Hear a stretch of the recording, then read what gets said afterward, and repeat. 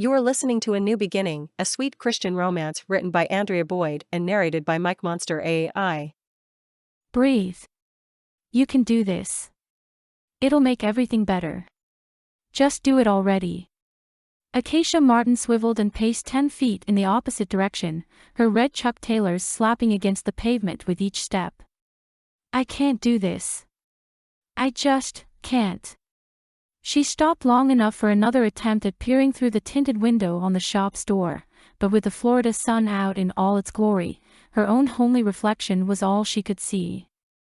So maybe the flowery lavender dress didn't go with the shoes, but no one would notice once she. This is no big deal. People do it all the time. Right? Do you mind having your mental breakdown somewhere else? I need to get inside. Cacie whipped around to face the man behind her, and then scooted out of the way. Sorry.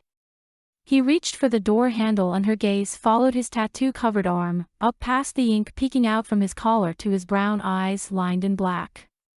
With a huff, he stomped his way inside.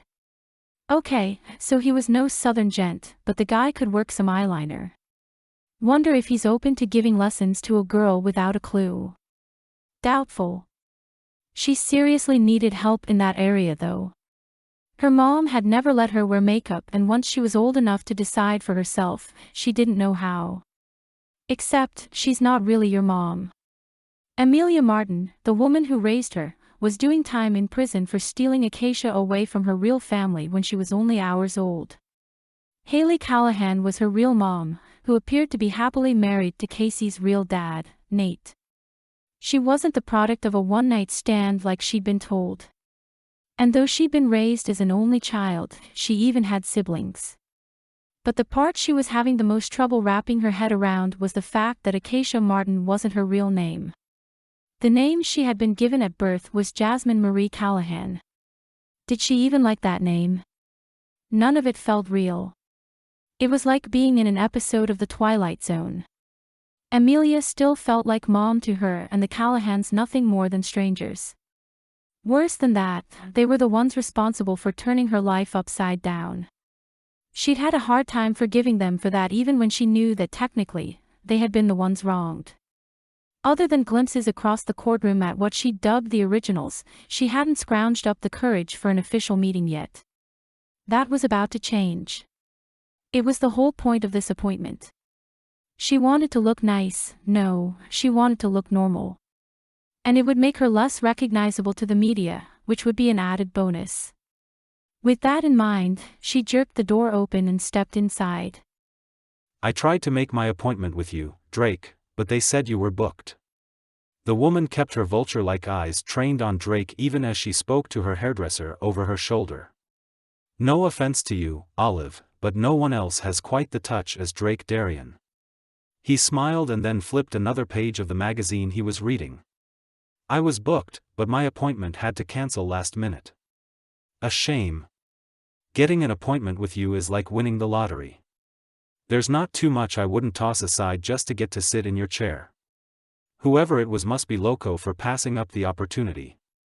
I'm sure whatever kept them away was important.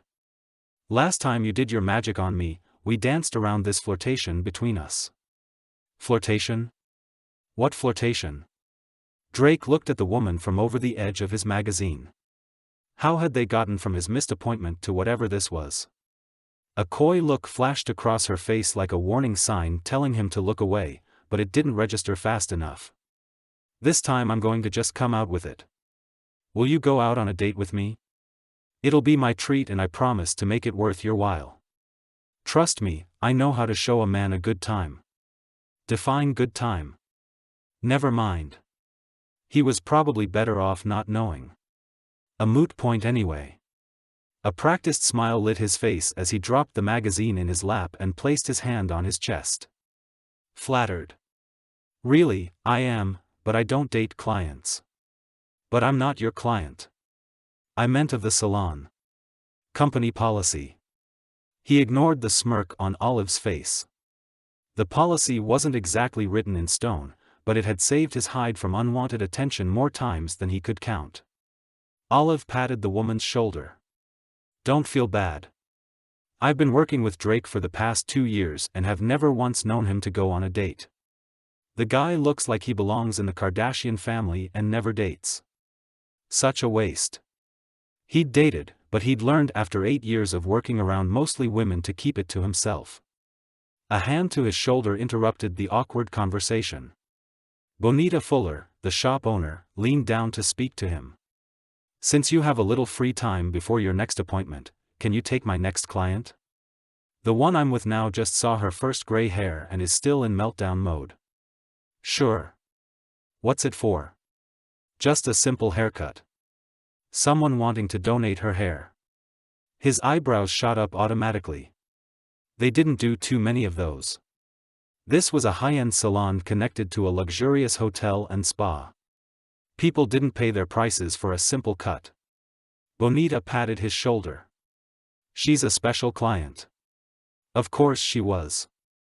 Bonita only handled the most elite of their clients. Inside or outside? Meaning, was the customer coming from the spa or from the outside door? Bonita pointed toward the outside door. I think that may be our girl pacing out there. Her name is Cacie. She must be a bundle of nerves, but I know you'll take good care of her. Oh, one of those special clients. Bonita sometimes took on clients that had a need, whether it be emotional or financial, as part of her Christian ministry. She felt all Christians had a purpose for being on this planet and this was hers. She'd tried to pass that belief on to Drake. He wasn't so sure he was qualified for a mission from God, but he was happy to help with hers. Should I go try to talk her inside? No, she'll come when she's ready. Ah, there she is now. You take care of her and I'll get back to this other one. Hopefully her tears have dried up by now. Drake put the magazine away and headed to the front to greet the customer. He took in her appearance as he drew near. Her large blue eyes scanned all around like she'd never seen the inside of a hair salon before. The girly-looking dress certainly didn't go with the high-top sneakers, but the most noticeable thing about her was the oversized pink slouch hat she wore. What kind of whack job was she hiding under there? Cacie? Her blue-eyed gaze landed on him. Yes. Her yes came out like it had a question mark attached to it. Like she wasn't even sure who she was. Poor thing. I'm Drake, and I'll be taking care of you today. I hear you want to donate your hair. Do you know what style you want to end up with? Her gaze began wandering the salon again. No worries if you're not sure about it. I have some magazines you can look at and maybe that'll help you decide. Follow me. He'd seen more than one woman cry when going from long hair to short. Hopefully she wasn't a weeper. Dealing with tearful women was not his forte. Have a seat right here. You can let down your hair while I go grab some supplies. He slid the latest hairstyle magazine from beneath his workstation and plopped it down on the tabletop. Here's the magazine I told you about. In the supply room, he said a prayer for the poor girl in his salon chair as he rummaged for an envelope to send the hair off with. He had no clue what had happened to bring on her anxiety, but it must be something traumatic. The pink hat was still in place when he got back to his station. Maybe she got caught up in the magazine and forgot. You'll have to let your hair down. She looked up at him. What? Remove the hat, please. Her shoulders lifted with her deep inhale and then she let the air seep out slowly through pursed lips. She pulled 2 hair pins from the front and pushed the hat back. Miles of brown silky hair dropped and puddled on the floor behind her along with the hat. Whoa! Drake's jaw slackened. Gasps sounded from around the room along with whispers of Rapunzel. He recognized her now. A few months ago, you couldn't look at any type of media without seeing her picture. He wasn't sure on all the details. She'd been abducted at birth, he remembered that much. The interest in her case had been mild in comparison to what it was after her hat slipped from her head just outside the courthouse and this massive amount of hair revealed itself. The look on the girl's face right now appeared to be one of guilt.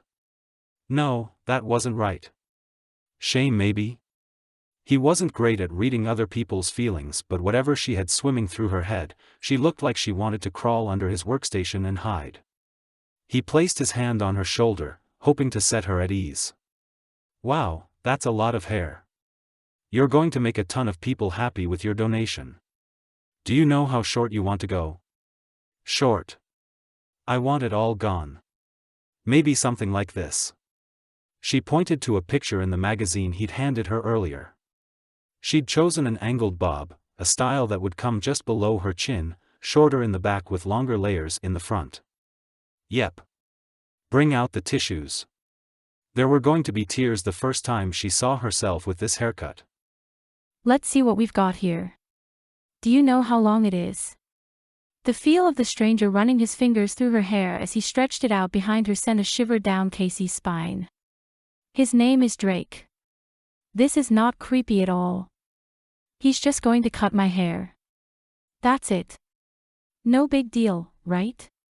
Her inner monologue wasn't really helping. Besides the fact that her hair had never been cut, this was the first time a man had ever touched her. At 23 years of age, most women had experienced many dates, but she'd lived a sheltered life. Cacie realized now that the main reason for Emilia keeping her out of the public eye was for fear someone would recognize her. And eventually, someone did. She looked remarkably like her biological mom and the age progression photos were spot on. All except for the length of her hair. No one could have predicted that. 12 feet, 3 inches. That has to be a record or something. No, the record is 18 feet, 5.54 inches long. She knew because it had been Emilia's obsession for her to beat it. Wow. Every time Drake spoke, his deep voice seemed to vibrate through her chest. Unnerving. Movement in her periphery had her finally looking into the mirror she'd been avoiding. Other patrons and hairdressers had formed a semicircle around her. Some had their phones held up as they snapped pictures.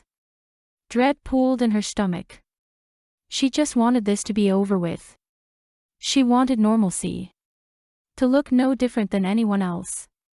Drake bent until his face was reflected next to hers as they made eye contact in the mirror. Want me to tell them to buzz off? She shook her head.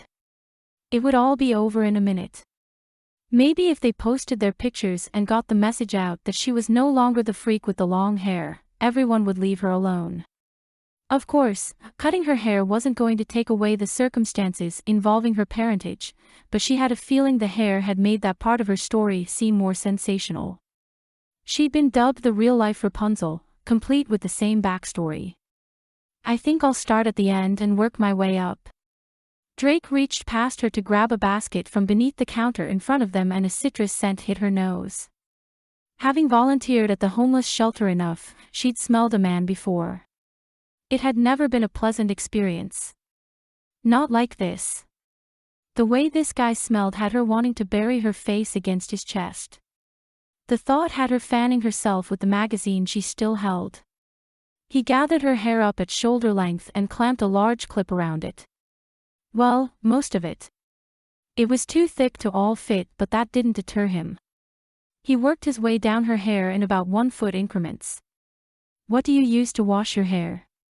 It's just something I mix up myself. Please don't ask me any more questions about my hair, she thought. This is already weird enough. He lifted the section up he was now working on to his nose and took a big whiff. Whatever's in it, it smells good. Just got weirder. What would he have done if she'd sniffed his chest like she wanted to before? Thanks. When he got to the very end, he held it next to the top of her hair. It was baby fine and lighter. Almost blonde compared to the dark brunette on top. I take it you've never cut it before. This looks like it belongs to a kid, which is great since that's probably where it'll go. Right. According to my mom, she stopped talking and her eyes met his in the mirror. Surely he'd heard her story.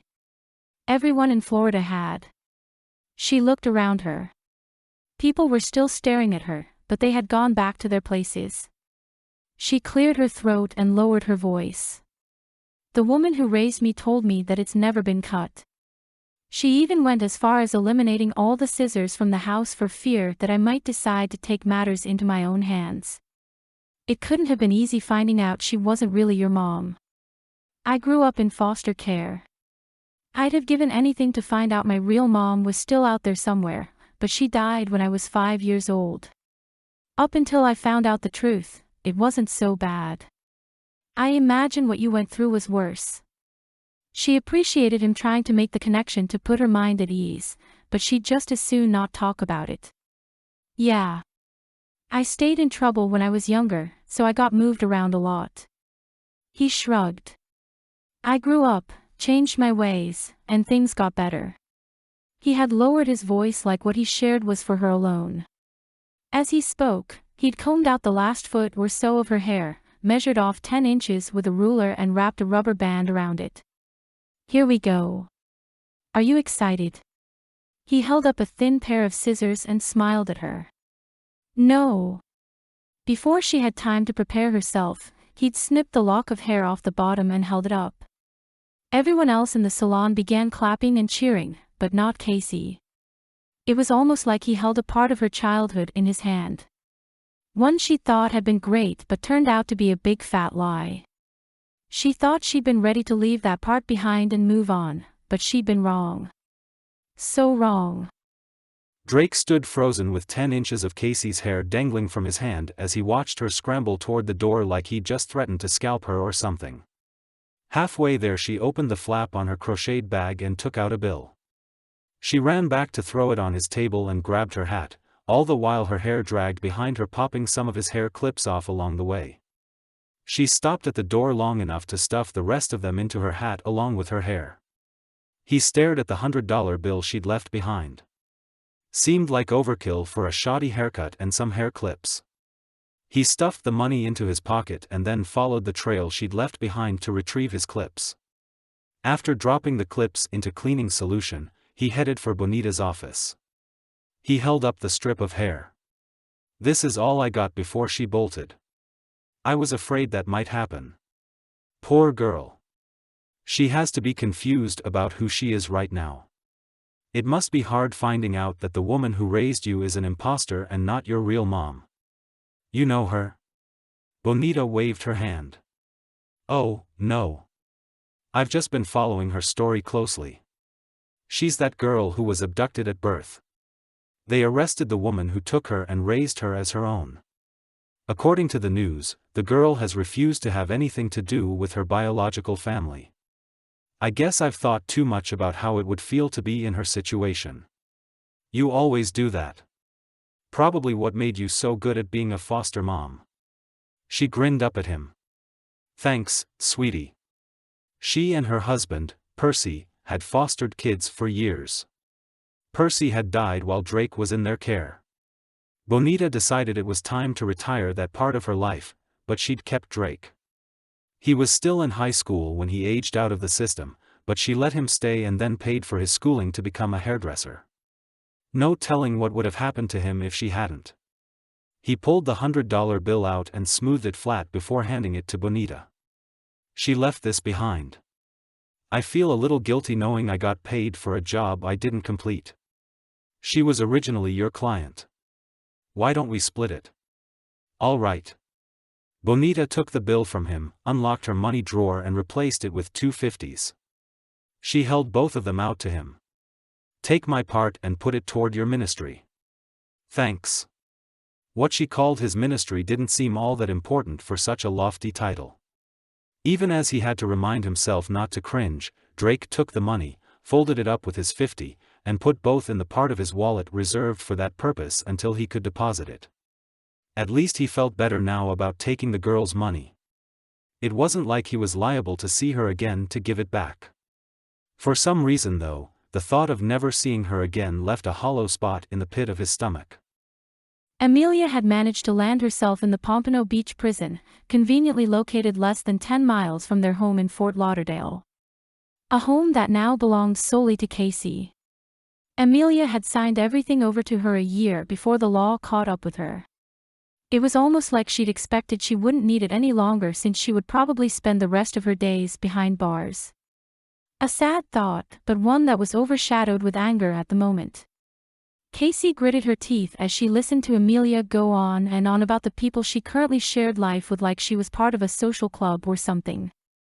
Realization had finally hit that in all her visits, the woman had never asked how Cacie's life was going. Nothing about how it felt finding out that her whole life had been a fraud. Not to mention the pain of being thrust into the public eye. She'd never even apologized to Cacie for stealing her away from her family in the first place. Probably because she wasn't sorry. Emilia pointed to Cacie's hat. "Darling, before they cut our visit short, would you let your hair down? I want to see the real you." The real you. The anger that had been simmering beneath the surface exploded inside Cacie's head. Emilia had made this request at every visit. It had always been an endearing moment for Cacie, but now she questioned it along with everything else.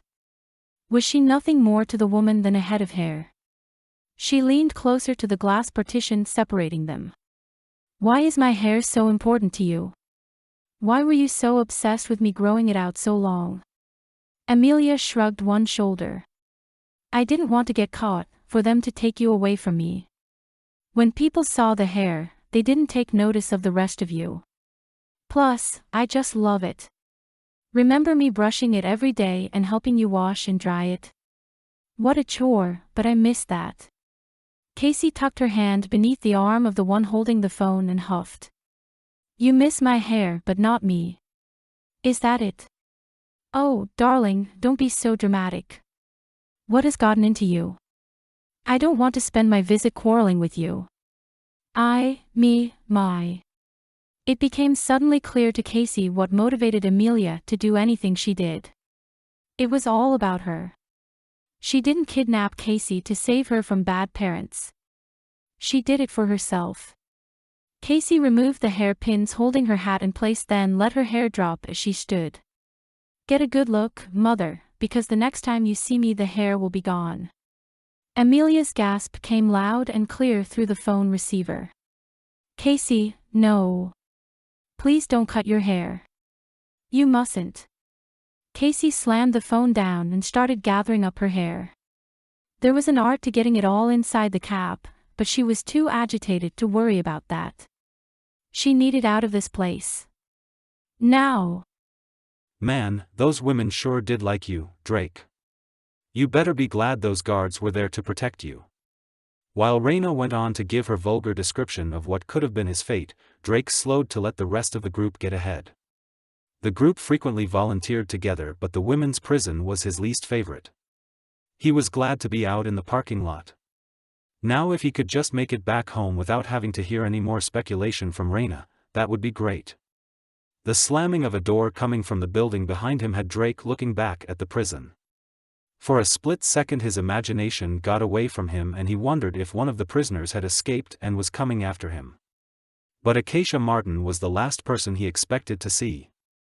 Drake hadn't been able to get her off his mind.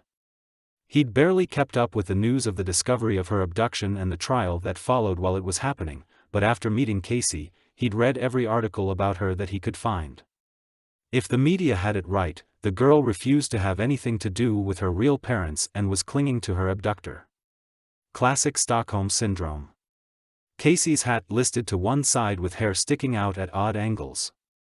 Red splashed across her cheeks and incoherent mumbling fell from her pursed lips as she stomped across the parking lot. She stopped short when she saw him. Her look turned to one of determination as she closed the gap between them. "I have something for you." After scratching around in her purse, she thrust her fist out toward Drake. A length of hair slightly darker and thicker than the section he'd cut from her mane hung there. The cut just above the rubber band holding it together was jagged, like she'd used a dull pair of kitchen shears to saw it off. Or a knife, maybe. He could only imagine what the end of her hair looked like now. "It's another donation. I'm sorry I got all emotional in your shop last week. I should have let you finish, but it affected me way more than I had expected it to. I still plan to donate the rest of my hair. I'll just have to do it a little at a time." She blew out a hard breath. "Though the way I feel right now, I'm ready to chop it off at my ears." "Don't do that. At least don't do it yourself. You'll regret it if you do." He reached for the lock of hair, curled it up, and slid it into the inside pocket of his supply bag. "You've already paid me, and since you are donating your hair, I'm glad to do it anyway. Here's my card. Call and make an appointment the next time you decide to cut it and I'll take care of it. Even if you want to come in for 10 inches at a time, that's fine. We can keep going until you're done, or until you run out of hair. He laughed, hoping to lighten the mood. Hoping to lighten her mood. Her visit with the kidnapper must not have gone well. He prayed it was a sign of her heading toward a reconciliation with her real family. Even at 26 years of age, he'd be over the moon if his real family showed up to claim him. He'd be over the moon if it was only a normal relationship with his brother. Footsteps heading their way sent a zinging sensation through his chest. He tried not to analyze the reason behind it as he peeked over his shoulder and saw Raina making fast tracks toward them, her gaze locked onto Cacie like a cat about to pounce. He looked back at Cacie. Are you headed back to Fort Lauderdale right now? Yes. Would you mind giving me a ride back? Sure. I guess I could do that. She didn't sound sure, but he would take it. He turned to face Raina. Before he could open his mouth to speak, she was already talking while shooting curious glances Cacie's way. Aren't you ready to leave this place? She tugged on his arm. Come on. We're stopping by Rendezvous on the way home for a bite to eat. I'm starving and I know you must be too since we skipped breakfast. A chill pebbled his skin despite the Florida heat steaming up from the pavement beneath his sneakers. The way she worded it made it sound like they were a couple. Like breakfast together was a regular occurrence. Exactly the message she was trying to send, judging by the way she was now rubbing his arm and looking up at him adoringly. She glanced past him and gasped. He followed her gaze to see Cacie, sans hat. She started at shoulder length and wound her hair around her hand. Once done, she continued rolling the tresses upward until it reached the back of her head before stuffing the bundle into her hat. As she pinned the hat in place, her guileless eyes met his and then she glanced at Raina, totally oblivious to the tension Raina had been trying to create. I know who you are. You're that Rapunzel girl that's been all over the internet.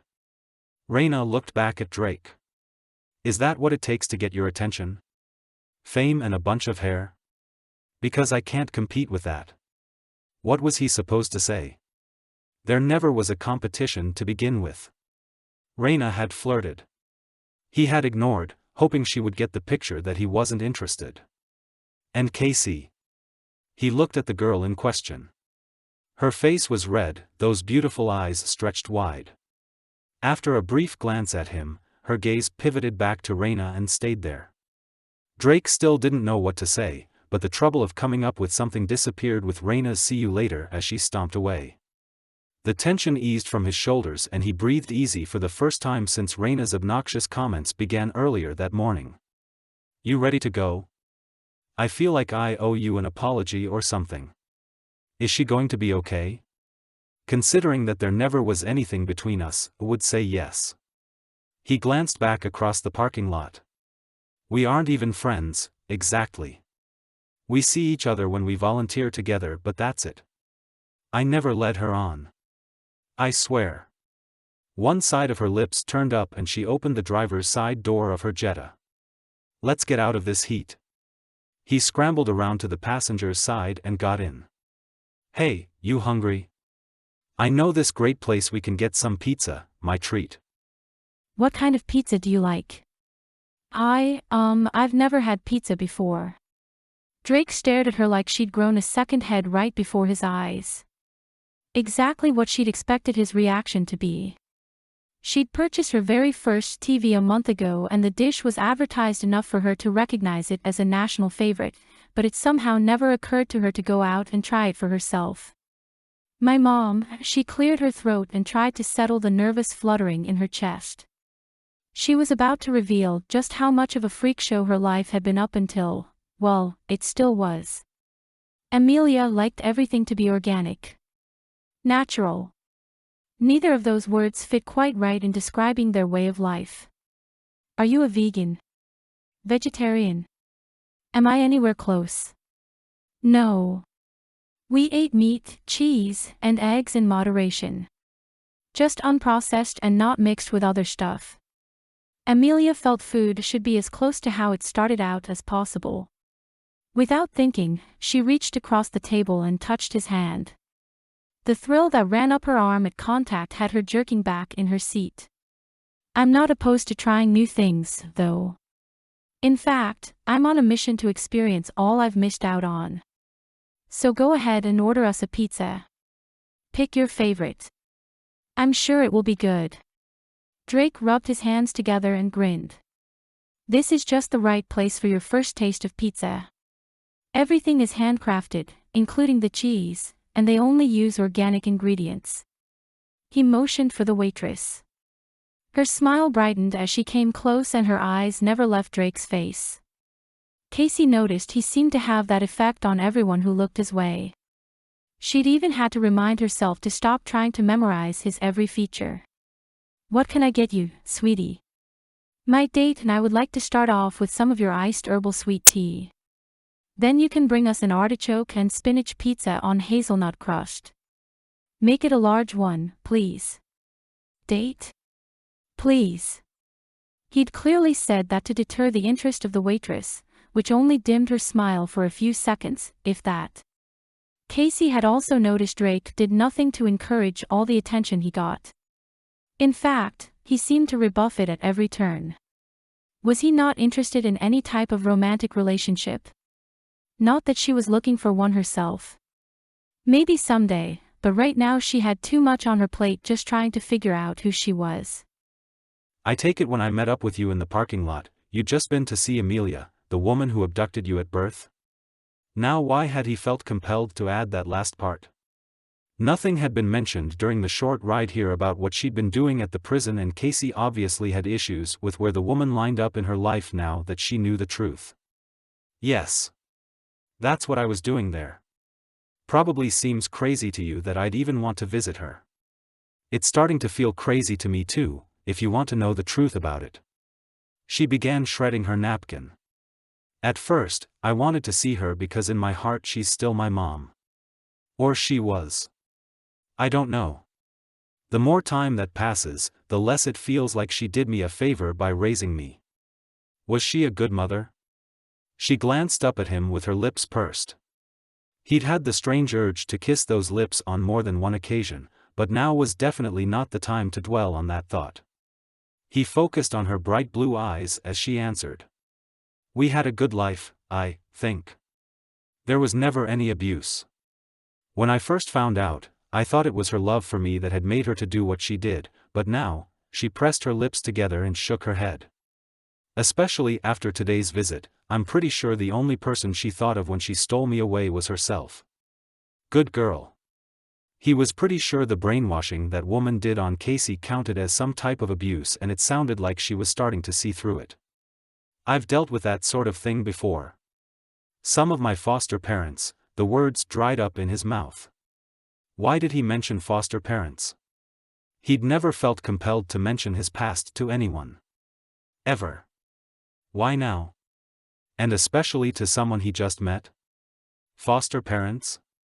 She reached across the table, stopping just short of his hand. That's right. You told me you grew up in foster care when we first met. He'd forgotten he'd told her that. As he nodded, Drake removed the temptation of her taking his hands by rubbing his sweaty palms against the legs of his jeans. He didn't want sympathy and he didn't want morbid curiosity, either. Thankfully, her expression didn't reflect either of those. Commiseration, maybe? He supposed what she went through was like foster care. Sort of. Some of it wasn't so bad. And some of it really was. My last foster mom was the best. I'm a hairdresser because of her. Bonita paid for my schooling and gave me a job. We're still pretty close. She helped you fulfill your dream of becoming a hairdresser? That's great. I wouldn't call it a dream. He shrugged. But it pays the bills. So, what were you doing at the prison? His first instinct was to be thankful for the subject change, until he realized this subject could be just as sticky. He rubbed the back of his neck and prayed they wouldn't go too deep. I'm in a group that goes around to the nearby prisons and offers our beautician services. Like a ministry. Heat crept up his face. You could call it that. Bonita certainly did. The group he was in called it charity. Calling it a ministry felt pretentious, but calling it charity felt degrading to the people they were trying to help. His reasons for doing it were rather selfish, and he sure didn't want to cover that subject. Are you a Christian? Drake grinned. This girl knew how to jump from one subject to another. Wow, that's to the point. Yes, I am a Christian. I go to community fellowship over on 5th Avenue. You're welcome to join me any time. Her shoulders dropped. I only asked because you seemed weirded out about me calling it a ministry. I guess it is a ministry, but saying it seems like I'm putting the attention all on myself instead of the people I'm trying to help. No, I get it. The whole reason I came to you for a haircut in the first place was because, well, I wanted to look and feel normal. To get rid of all the attention so I can concentrate on the next step. And for the record, I've never gone to church, but I'm a believer too. He reached across the table and squeezed her hand. Really? I'm glad to hear that. A little too glad for some reason. He couldn't seem to wipe the demented clown smile from his face. Luckily, the waitress came with their pizza order before his smile sent Cacie running. After a short prayer, he watched in anticipation as she took her first bite. Her eyes closed and a hum sounded from her throat. What do you think? Oh my goodness, I can't believe I've been missing out on this all my life. He took a bite of his own pizza, and even though this wasn't his first time ever trying it, his reaction was the same. The best food on the planet, as far as he was concerned. He waited until they were halfway through their first slice to pick up the conversation. So, what's the next step for you? You said you wanted to concentrate on the next step. What is your next step? She set her pizza slice down and took a sip of tea. I still haven't met my real parents. I also have a sister and brother I've never even seen before. Crazy, huh? You'd think I would have been anxious to get to know them, but it's all so confusing, you know? I can only imagine. My brother and I entered foster care when my mom died. And I have no idea who my father is. He'd gone and done it again. Shared more than he ever meant to. He couldn't seem to help himself. Something about Cacie's openness had him wanting to be the same way with her. That had to be rough. Yeah, but you grow up and move on. The passing of time helps, I guess. I'm sorry. Don't be. Everything we go through makes us who we are, and thankfully, God can use those rough parts of our lives to help someone else. Cacie pursed her lips and stared down at the table. Something I've never thought of before. I wonder how he'll use what's happened to me. Can't be too many people who've experienced the same things I have. You might be surprised. Maybe. I'm sure he'll reveal what I'm meant to do. I'm sure he will. Drake came close to asking God to let him be a part of whatever he had in mind for Cacie, but it was ludicrous to hope their futures would be connected in any way. Cacie sat out on the highest balcony of her castle-like home, mindlessly doodling on a sketchpad. At least up here she was high enough not to hear the tour boats below. Venice of America, that's what they'd named the waterway where she lived. Like they couldn't come up with anything more clever. Tourists didn't seem to mind the unoriginal name though. For a price, you could hop on a tour boat and be told where all the famous people lived. Fame was never something Cacie had ever aspired to, but it was hers regardless. This house had gotten added to the attraction once her story came out. If she heard another tour guide blast out, "Rapunzel, let down your hair," she might go into a screaming fit. For someone wanting to remain incognito, Emilia sure had picked an eye-catcher to live in. The pale pink structure stood out among the more normal-looking houses lining the waterway. Everything about the house reminded Cacie of their life together. A life based on lies. Maybe she should sell the place and move, but where would she go? Movement at the other end of the balcony caught her eye. A blue gecko with orange spots peeked out from a pot of petunias. "I see you're back for a visit. How's life been treating you, Newton?" "Mine hasn't turned out so great. Thanks for asking." If someone saw her talking to a lizard, it would win her a one-way ticket to the loony bin. But talking to her little reptilian friend had helped take away some of her loneliness. Talking to humans had never come as easy. Until recently. Her conversation with Drake had replayed in her mind a lot in the last few days. Ironically, it had brought on even more loneliness. Now she craved something she'd never had before. Something she hadn't even known was missing. Friendship. Any relationship outside the one she'd shared with Emilia. She needed to get out of this tower of isolation and meet people. Her cell phone rang, causing her to jump and Newton to scramble out of sight. The only phone calls she usually got were from someone trying to sell her something. A tingle of hope ran up her arm as she reached for the phone. Maybe it's Drake. Oh, except he doesn't have your number, doofus. Her stomach dipped when she saw the North Carolina number. It was one of the originals calling. Her real family. No matter how many times she thought the words real family, it never felt true. She hadn't even been able to add their numbers to her phone's directory because she didn't know whether she should label them Mom and Dad or Haley and Nate. Hello. Hey, sweetheart, how have you been? Her mother always started out their conversations like they were the closest of friends even though they'd never even met in person. It was a little unnerving. Would they ever have that type of relationship? I'm good, I guess. There was a moment of silence over the line. Cacie felt like she should say something in that moment, but what?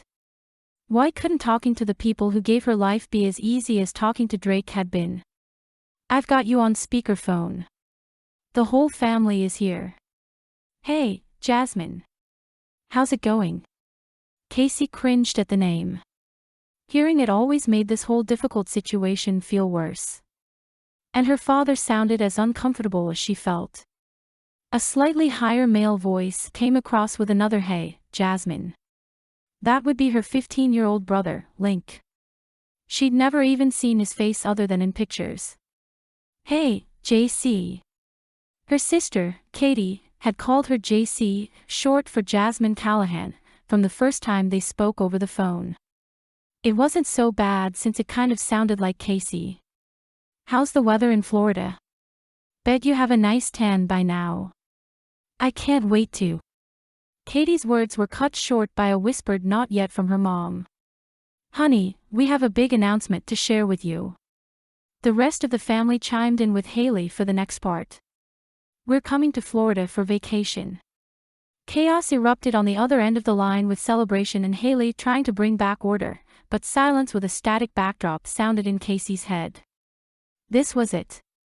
The meeting she'd been dreading was about to happen and she wasn't ready.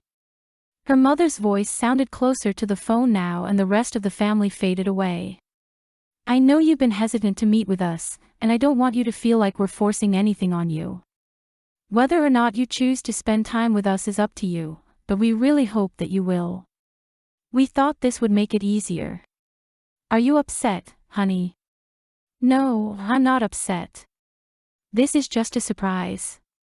One she didn't exactly know how to handle. Cacie had already decided to give them a chance to meet with them the next time they asked, but that didn't make it any less weird and uncomfortable. They were still strangers who expected to be treated like family. When will you be here? We fly in on the 9th of July and leave to come back home on the 18th. We figured it would be best to wait until after the week of the 4th since I know it will be crazy crowded there during that time.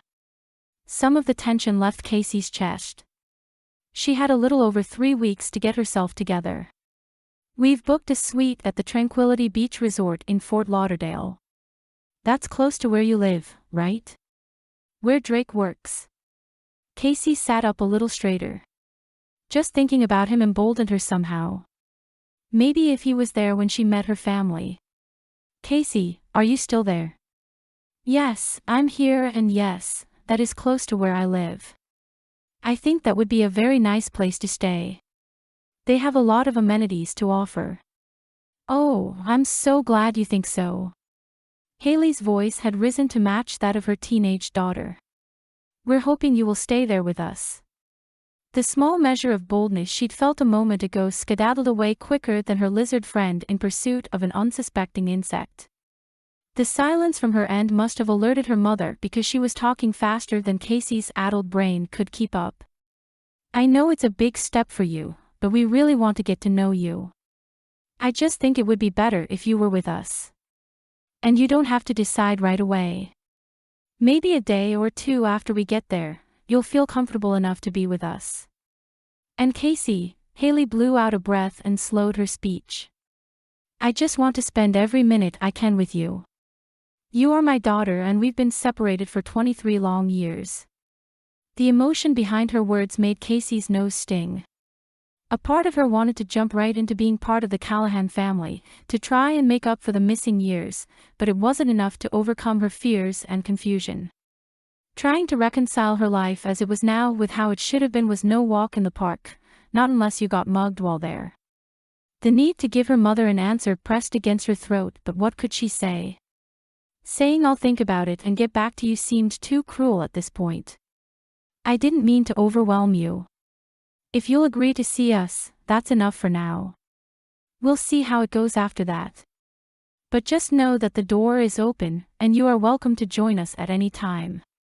The disappointment in her mother's voice could not be missed, but the guilt it induced didn't outweigh Cacie's reluctance to live in a hotel suite for a week with people she didn't know. But agreeing to at least meeting them, that she could do. As soon as the call ended, she called Drake to set up another hair appointment. She'd added his number to her phone just so she'd finally have a contact listed, at least, that's what she'd told herself. If she'd have had to find his card and then punch in the number just now, she probably would have talked herself out of calling. Hello. Cacie? He caught her voice from one spasmodic Yeah. I was calling for a hair appointment. I've got 3.5 weeks before it needs to be gone. Do you think you can fit me in today? Was her contagious or something? Actually, my shift is over. I was just leaving, but I'd be happy to come by your place. You would? Other than the occasional repairman, no one had ever entered this sanctuary of Emilia's making. More like prison. If that's okay. Figured it might be more comfortable for you than the shop.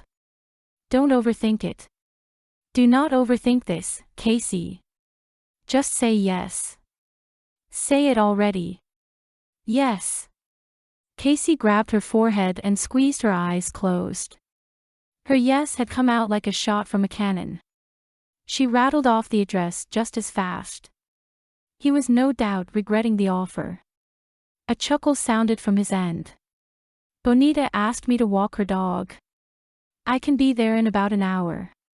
Is that a good time for you? Perfect. Maybe she could get her act together in that time. And you can bring the dog too, if you want. See you in a bit. Drake stared up at the pale pink house that was a lot taller than it was wide. He'd think something like this would stand out, but from what he'd seen of her neighbors' homes, this one fit right in. When he'd first gone to live with Percy and Bonita, they'd taken him around to some of the tourist attractions in the area, including a Venice of America tour. He remembered thinking the homeowners here seemed to be in competition with one another to see whose house would gain the most attention. As much as he'd lacked appreciation for the architecture, jealousy had sat on the fringes, waiting to take over his heart. He was always a little jealous of those who were raised by parents that loved them. Those kids never knew how fortunate they were, not getting shoved from one place to another. The little green monster had always grown in strength for those who never had to worry about money. The memories were vague now, but before foster care, he and Gage and their mom had lived right on the edge of homelessness. According to his brother, they'd stepped over that edge a few times, but if they had, Drake hadn't noticed. Or maybe he just didn't remember. He was 5 when she died, so he'd probably forgotten a lot of it. He pushed his back against the warm, leather seat and looked down at the steering wheel.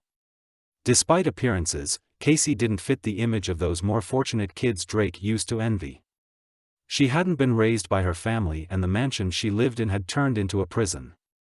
A cool, wet nose nudged his bare arm, jerking him out of his reverie. Bonita's white German shepherd, Maximus, stared at him from the passenger's seat of Drake's jeep. Well, it was more like a glare than a stare.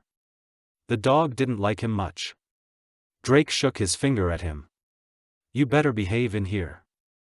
I like this girl, and, he unsnapped his seatbelt with a huff. Well, I want her to like me too, but let's just keep that between us. Okay, boy? Max grunted and Drake questioned his own sanity for confiding in a dog and for his confession.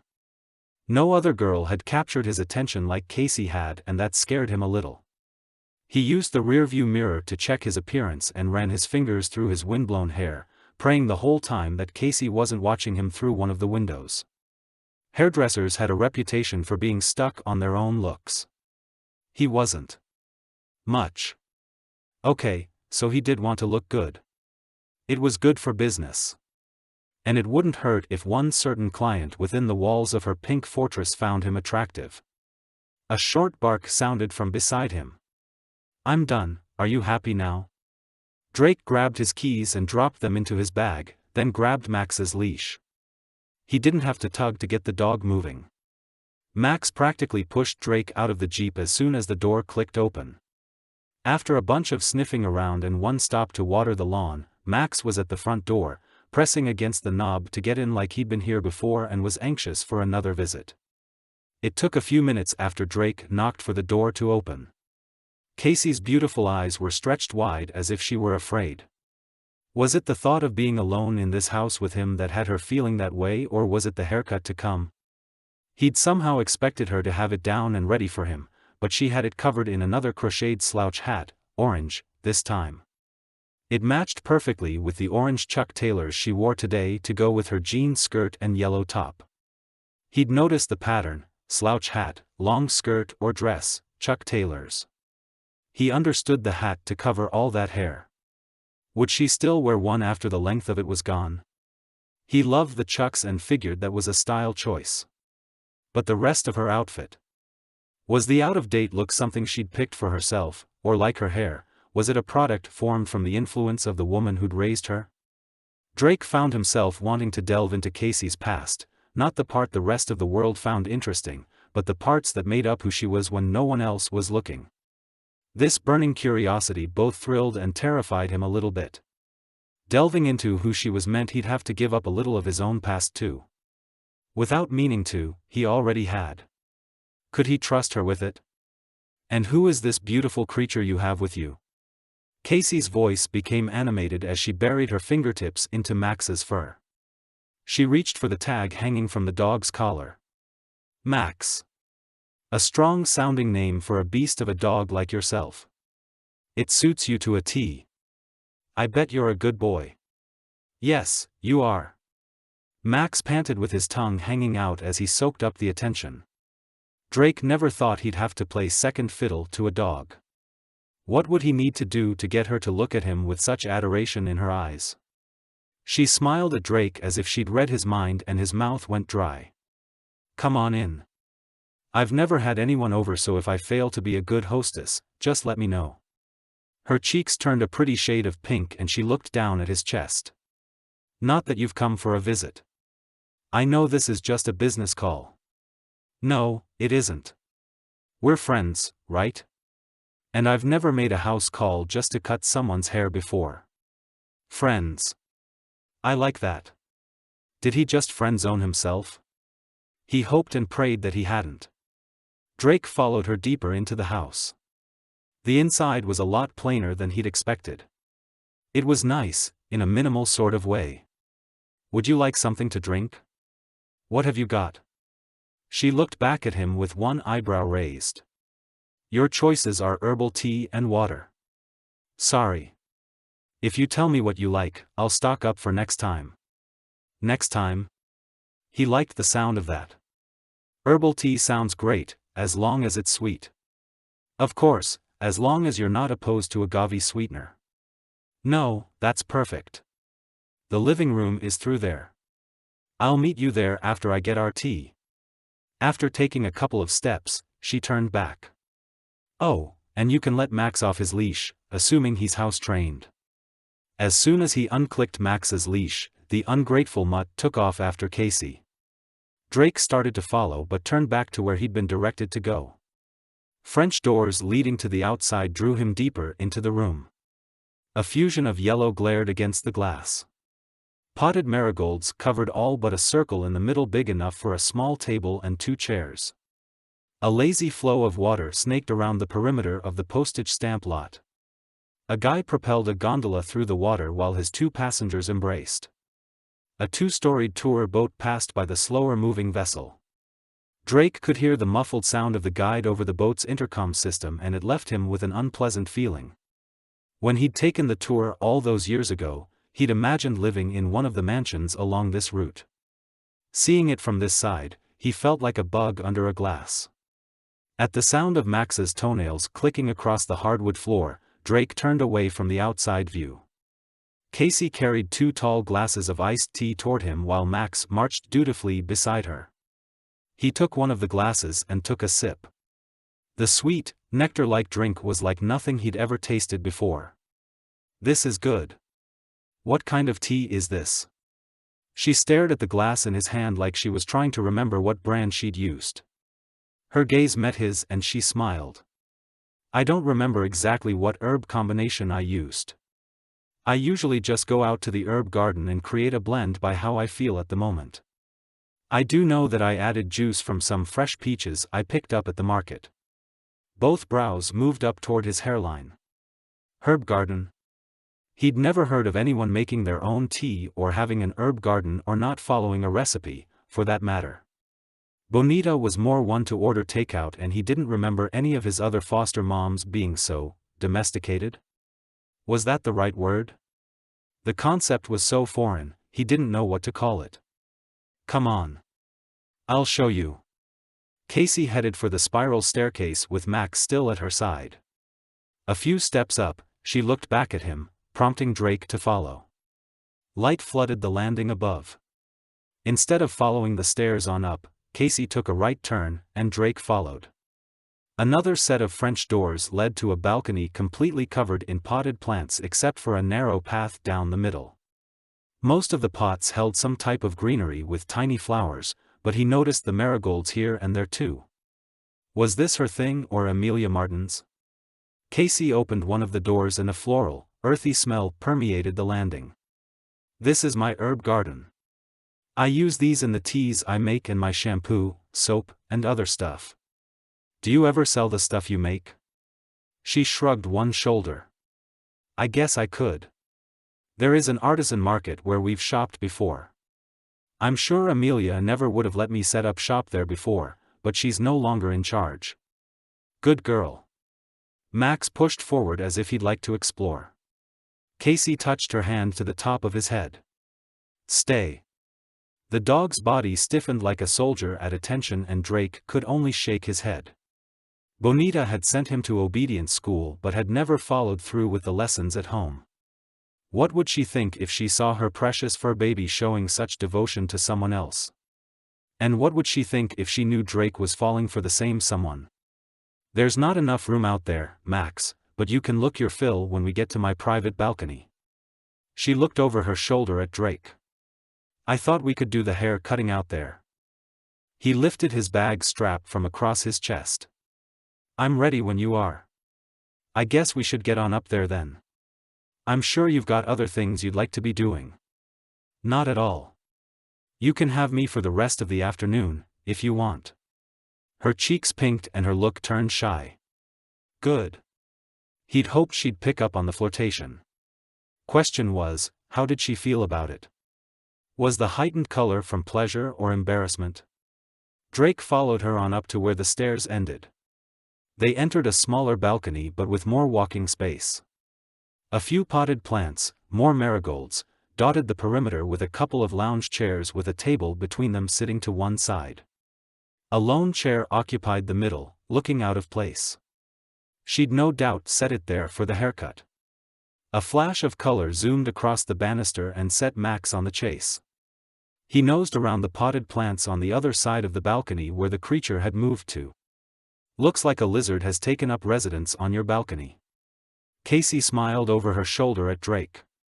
"That's Newton, my one and only friend until I met you."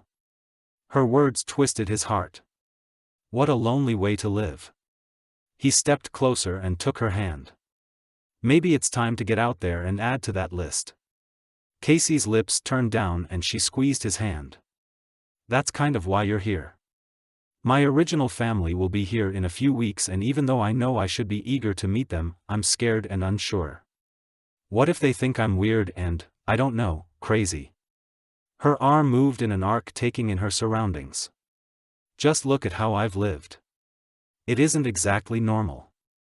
And this. She pulled the hat from her head and her long brown hair tumbled down and piled up on the balcony floor. That's why I called you. I need to get rid of all this hair before they get here. I'd like to say cut it all off today, but the thought. A tear trailed over her cheek and Drake wiped it away with his thumb. 3 weeks is plenty of time.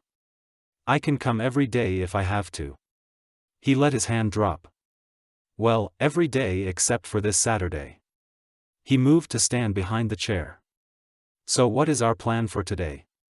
You want to take it 10 inches at a time like we've been doing, or did you have something else in mind? She tucked a strand of hair behind her ear. I was thinking 30. That would at least get it off the floor. Drake whistled. That's a big step. You sure you're ready for it? Like I said, we can stretch this out over the whole 3 weeks.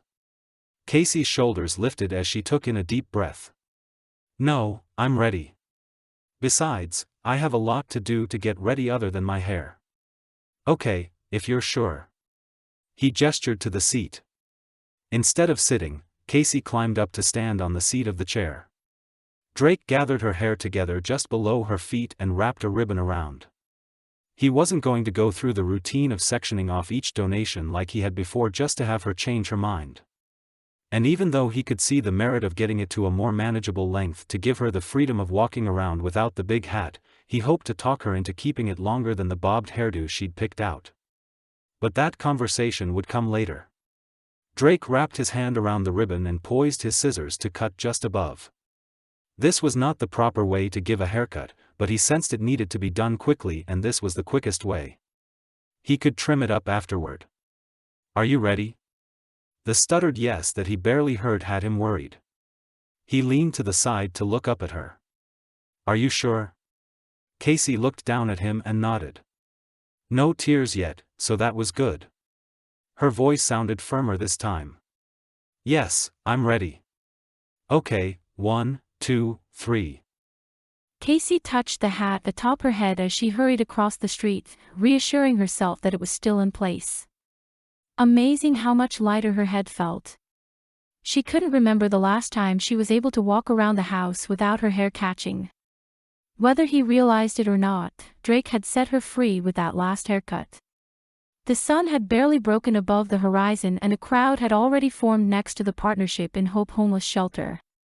She moved through the familiar faces, speaking to those who greeted her until she reached the table set up where volunteers were handing out cups of coffee and prepackaged muffins. Cacie, I didn't expect to see you today. The shock was evident in Angel's brown eyes, which were stretched wide, and her brows raised in question even though she hadn't asked one. Her surprise was no wonder. Cacie, along with Emilia, had helped out on occasion at the shelter for as long as she could remember, but never for this annual event. Never when there might be a reporter with a camera. Never when the attention may have aimed its way toward her. Emilia had given 1,000,001 reasons why this was to be avoided, but her objections were made clear the day investigators showed up at the door. I wasn't sure I'd come, so I didn't sign up. I thought I could go around and help wherever I'm needed if that's okay. Angel's wide mouth formed a genuine smile and her eyes creased in the corners. Girl, you know you are always welcome, and we can definitely use the help today. Just wait till you see the back lot. There's everything from a dog grooming station to a mobile dental office set up back there. Angel leaned closer and lowered her voice. There's even a company who has offered their delousing service. I didn't even know such a thing existed. If your kid comes home from school with lice, you can call this company up and they'll come over and get rid of them for you. Can you believe it? Cacie squelched the urge to scratch her scalp at just the thought of it. She only shook her head in response. Angel doled out coffee and muffins as she continued speaking in rapid-fire succession. Place will be swarming with reporters today. I'm surprised one hasn't already shown up. But this will be great publicity, not only for the companies who are volunteering their time and resources, but it's always a big boost for the shelter too. People seem to forget we exist during the summer months for some reason. Like the problem just disappears with the heat, you know. Thank goodness, Angel didn't really expect a response, because Cacie's throat was so tight and dry, not one word would squeak through at the moment. She reached up to assure herself that her hat was still pinned in place. She'd stayed up late last night crocheting one smaller than her usual, since she had less to fit into it. And instead of the bright colors she usually picked, this one was the same color of brown as her hair, in hopes that would make her less noticeable. She'd known there would be reporters here today. Cacie planned to do her best to avoid them. If one of them did recognize her, she hoped to escape into the crowd. There were enough people here who knew her and that she believed would help her out. She hoped. Angel gripped Cacie's arm and tilted her head down to look her in the eye. Are you okay? Cacie swallowed hard, but her voice still came out tight. Yeah. I'll be okay, I think. If anyone recognizes me, I'll leave. I don't want to take the attention away from the shelter. Are you kidding me? If anything, it would draw more attention. But I understand and I don't blame you. To tell the truth, I'm surprised it hasn't already leaked to the media that you help out here. She lifted her chin. Just goes to show that being homeless doesn't mean you're disloyal. Having been homeless herself, Angel had a strange sort of pride for the people they helped. A group of volunteers dragging a cart of coffee urns came out to join them. Sebastian Marinos, the director of the homeless shelter, walked out ahead of the rest. Bash clapped his hands together and gave a toothy grin. It's time to get started. Are y'all ready for this? His gaze roved over the volunteers and stopped when it got to Cacie. Oh, hey, Cacie. I didn't know you would be here, but I'm certainly glad to see you. Hey. Cacie looked away from his intense stare. Bash had made it plain to everyone that he was interested. Too bad she wasn't. He'd asked her out once and at Emilia's encouragement to give him a chance, she'd said yes. Emilia's little secret had been found out the day before their date was supposed to happen, and that pretty much ended everything. He'd backed off completely, but lately he'd started showing interest again. Hopefully, if he asked her out again, she'd have the courage to tell him no. Bash was a good-looking man with a heart of gold, but she had spent enough time around him to know the spark wasn't there for her. Not like it was for Drake. If only Drake would ask her out. She'd say yes in a skinny minute. Angel put her hand on Cacie's shoulder. That's my cue to get to the gate. I'm handing out totes as people come through the back gate to use for all the freebies they'll be getting today. Wanna come? Cacie glanced at Bash and then quickly away. Sounds good. Drake did a quick scan of the crowd from where he stood at his workstation during the brief moments before the next person sat down for a haircut. He was met with disappointment just like he had every other time he'd made his search today, and his arms, back and feet could attest to the fact that there had been a lot of them. A man sat down in front of him with slightly damp blonde hair down past his shoulders and a beard that was just as long. Thankfully, this one had come straight from the shower house. Some had decided to forego that part of the freebies offered today, though God only knew why. Drake grabbed a wide-toothed comb from the cleaning solution and began detangling the man's hair. What can I do for you today? The guy waved his hand in the air. I want it all gone, but you better make it pretty. I agreed to have my picture made to help the shelter out. The gruffness of his voice gave Drake the impression that he wasn't too happy about it. The part about helping the shelter was probably the most common reason for agreeing to pose for the publicity shots. A necessary evil, he supposed, but Drake was glad some had agreed to do it. He was sure the shelter needed all the help they could get. Drake spoke to the man as he used hair clips to pin the mass of blonde hair up and found out he went by the name Toby. He would work on the beard first. Once that was taken care of, it would be easier to decide which hairstyle worked best with Toby's bone structure. Drake walked around to stand in front of the man and was struck by his appearance. The guy was a lot younger than he first thought. He gestured to his own face.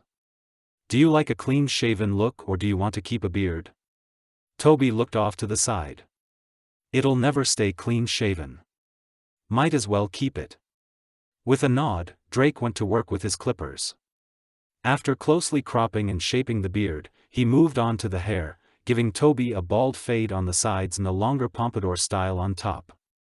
After working in some pomade and using his fingers and a comb to style the top, he was done. Toby looked at himself in the handheld mirror and his face sobered. Were waterworks in the making? Before the question could solidify, the emotion was gone from his expression. Drake was struck again with how young the guy was and couldn't help but wonder how he'd become homeless. Words Drake had heard coming from Bonita came to mind. "But for the grace of God, that could be me."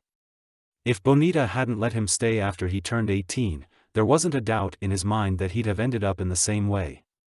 The urge to question the guy about his circumstances reared up once again, but he couldn't. He wasn't qualified and everyone had been advised against it anyway. It might make someone in Toby's situation uncomfortable enough not to accept this kind of help in the future.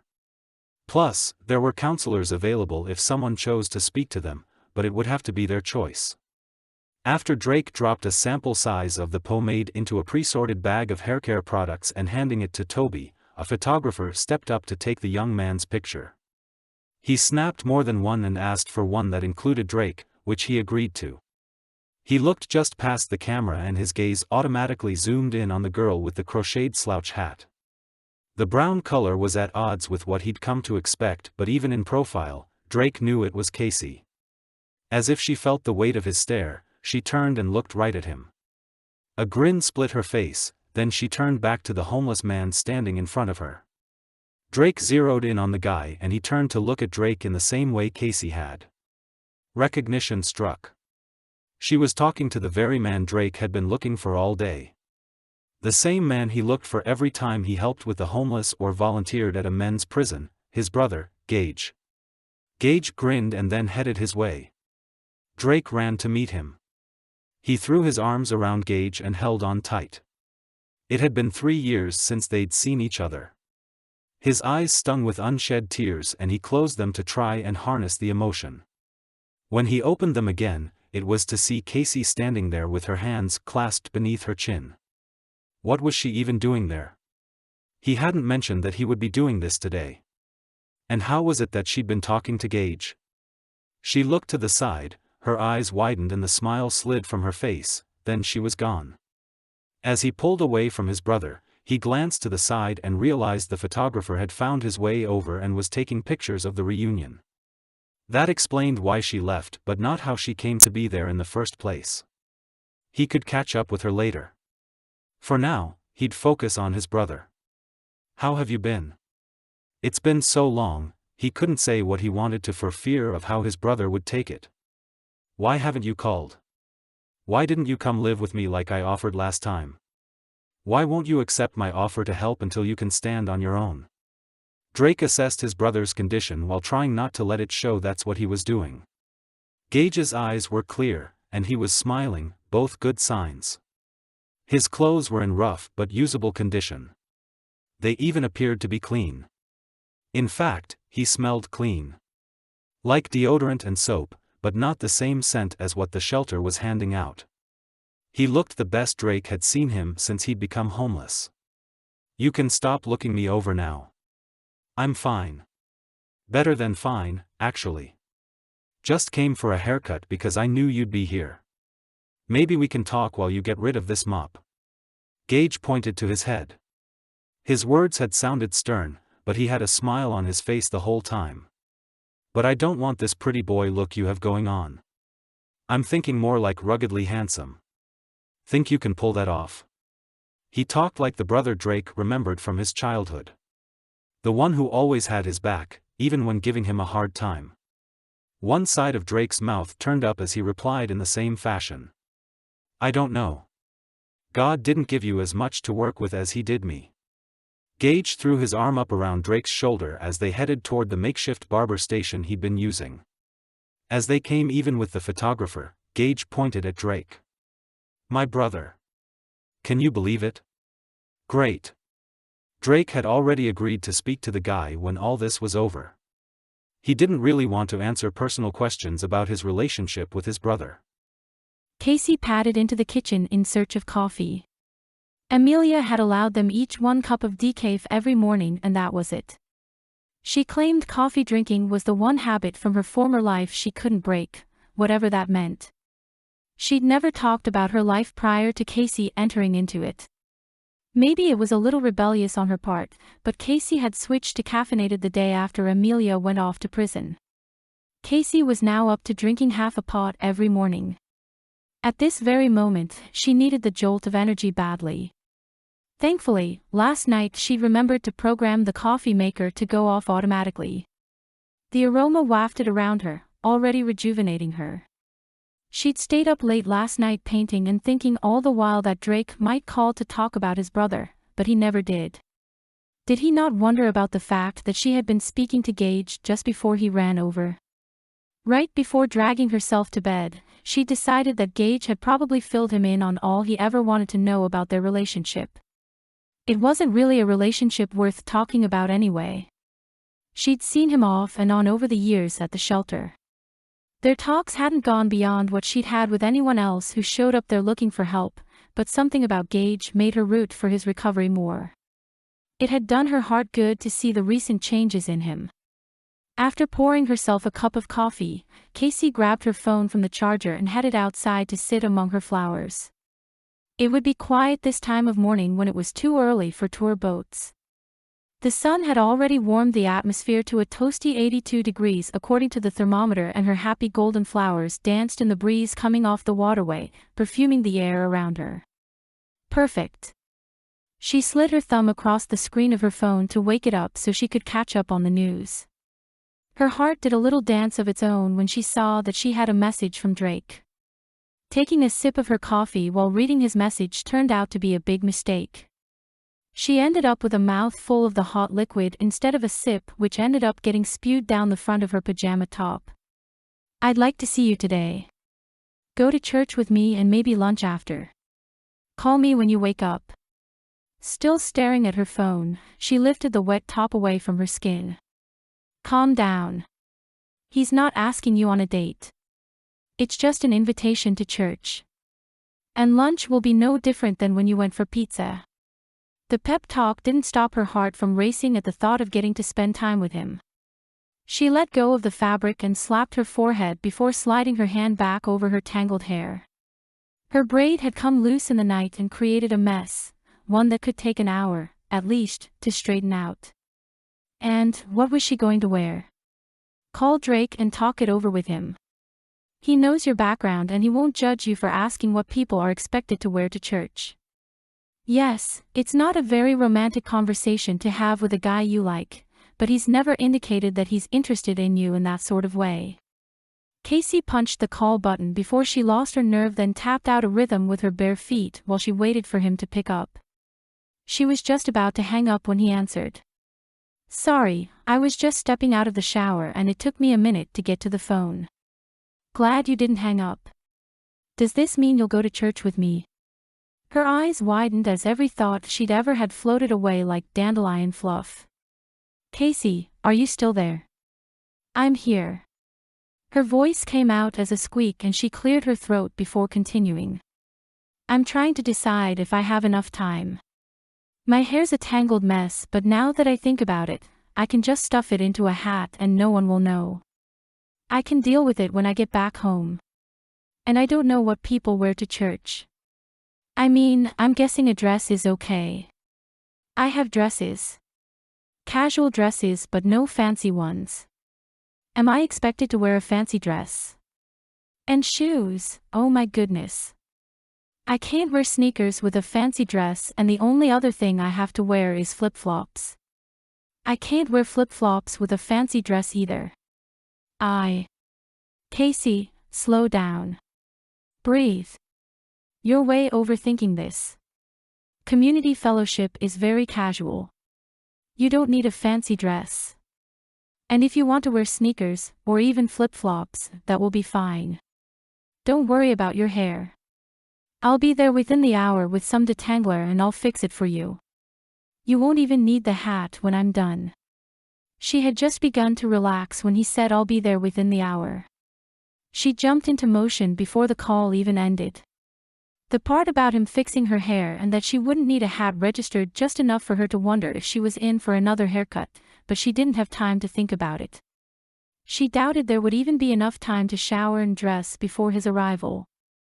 Drake inhaled deeply, hoping Cacie didn't realize it was the scent of her hair causing his intense breathing.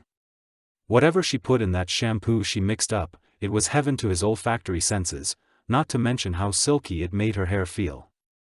It had taken very little detangler to free the knots at the base of her head. You're awfully quiet back there. Is it more than you bargained for? Not at all.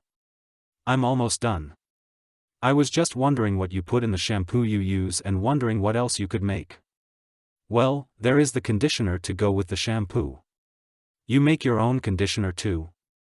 Wish I'd known that. I could have used it to detangle your hair. Really? Just add a little to a spray bottle filled with water and you have detangler. Good to know. Besides the hair products, I use the same flour to make soap and lotion for my skin. Without thinking, he smoothed his hand over her bare shoulder just past the strap of her sundress. Goosebumps appeared and he jerked his hand away. If he didn't stop, she would think he was a creeper, which he most certainly was not. He couldn't even remember the last time he'd kissed a girl. I also make candles. Cacie pointed to a pillar candle on the table next to them. Bright yellow flower petals were veiled in white wax. He lifted the candle to his nose and caught a faint scent that smelled like her hair. Marigolds? Calendulas. She pointed through the French doors to the profusion of gold-colored flowers he'd mistaken for marigolds. Different but in the same family. I bet you could make a fortune if you sold your recipes to a manufacturer. He pushed the last bobby pin in place as he spoke. He'd twisted and woven her hair at the back of her head, leaving a ponytail with the very end part of her hair that reached to her waist. He flipped the ponytail over her shoulder and then handed her a mirror. Wow. It looks great. When you said you were going to fix my hair so I wouldn't have to wear a hat, I was afraid you were going to finish cutting it all off. She made a motion next to her ear. He moved to stand in front of her so he could see her face. Afraid? She ducked her head. I know it has to happen eventually, but I hadn't had time to psych myself up. Drake ran his hand down the length of her ponytail as he bent to look her in the eye. Darling, you don't have to cut another inch off if you don't want to. In fact. What? Her blue eyes studied him with an intensity that pinned him in place. He looked at the brown tresses still in his hand and let go. I'd love it if you'd stop right about your waist like this ponytail. Drake winced and rubbed the back of his neck. Well, I shouldn't have said what I would love. My preference doesn't matter. Go with what you want. You've got plenty of options to choose from. Cacie grabbed his hand and smiled up at him. You're the expert. Why wouldn't you give your opinion? Besides, isn't that what friends do? Right. Friends. Why did that make his heart feel like it had dipped down into his stomach? She let go of his hand and grabbed her ponytail as she looked into the mirror again. I love that idea. It feels more like me and normal at the same time. Pfft. Who needs normal? She stared up at him, her look more serious than before. I do. Especially when I meet my family. The word family made him think of Gage. Drake had invited him to church, but Gage said he already had plans to go to the missionary church next to the shelter. Drake had hoped his brother would counter the invitation, but he didn't. You're really worried about meeting them, aren't you? Yes, I am. She got a calculating look that made him want to dive into her thoughts even as a voice in the back of his head screamed abort. I was thinking. Yeah. He nodded his head, encouraging her to continue. What if you went with me to meet them? Her speech picked up speed even as Drake's thoughts came to a screeching halt. They will be staying at the resort where you work. Maybe we could plan to meet them on your lunch break or something. She wants me to meet her parents? Not that I want to impose on your time. I'd pay for your lunch, of course. Though, I really wish you could be with me the whole time. I've lived in this, she twirled her finger around as she scanned the room. This prison of Emilia's making for so long, I don't know how to interact with other people, not unless they're homeless.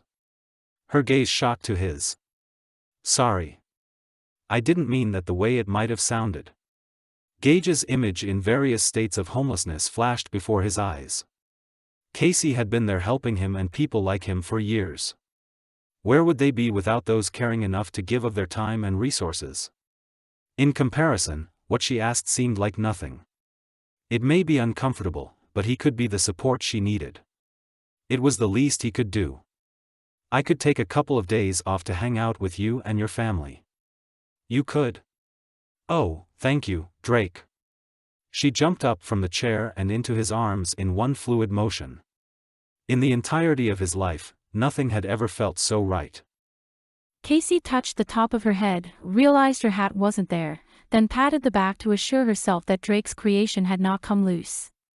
Her hand had automatically gone through this routine several times as she and Drake made their way from the parking lot to the massive church building. It was like her subconscious hadn't caught up with the fact that everything was different. Or maybe it was fear of exposure.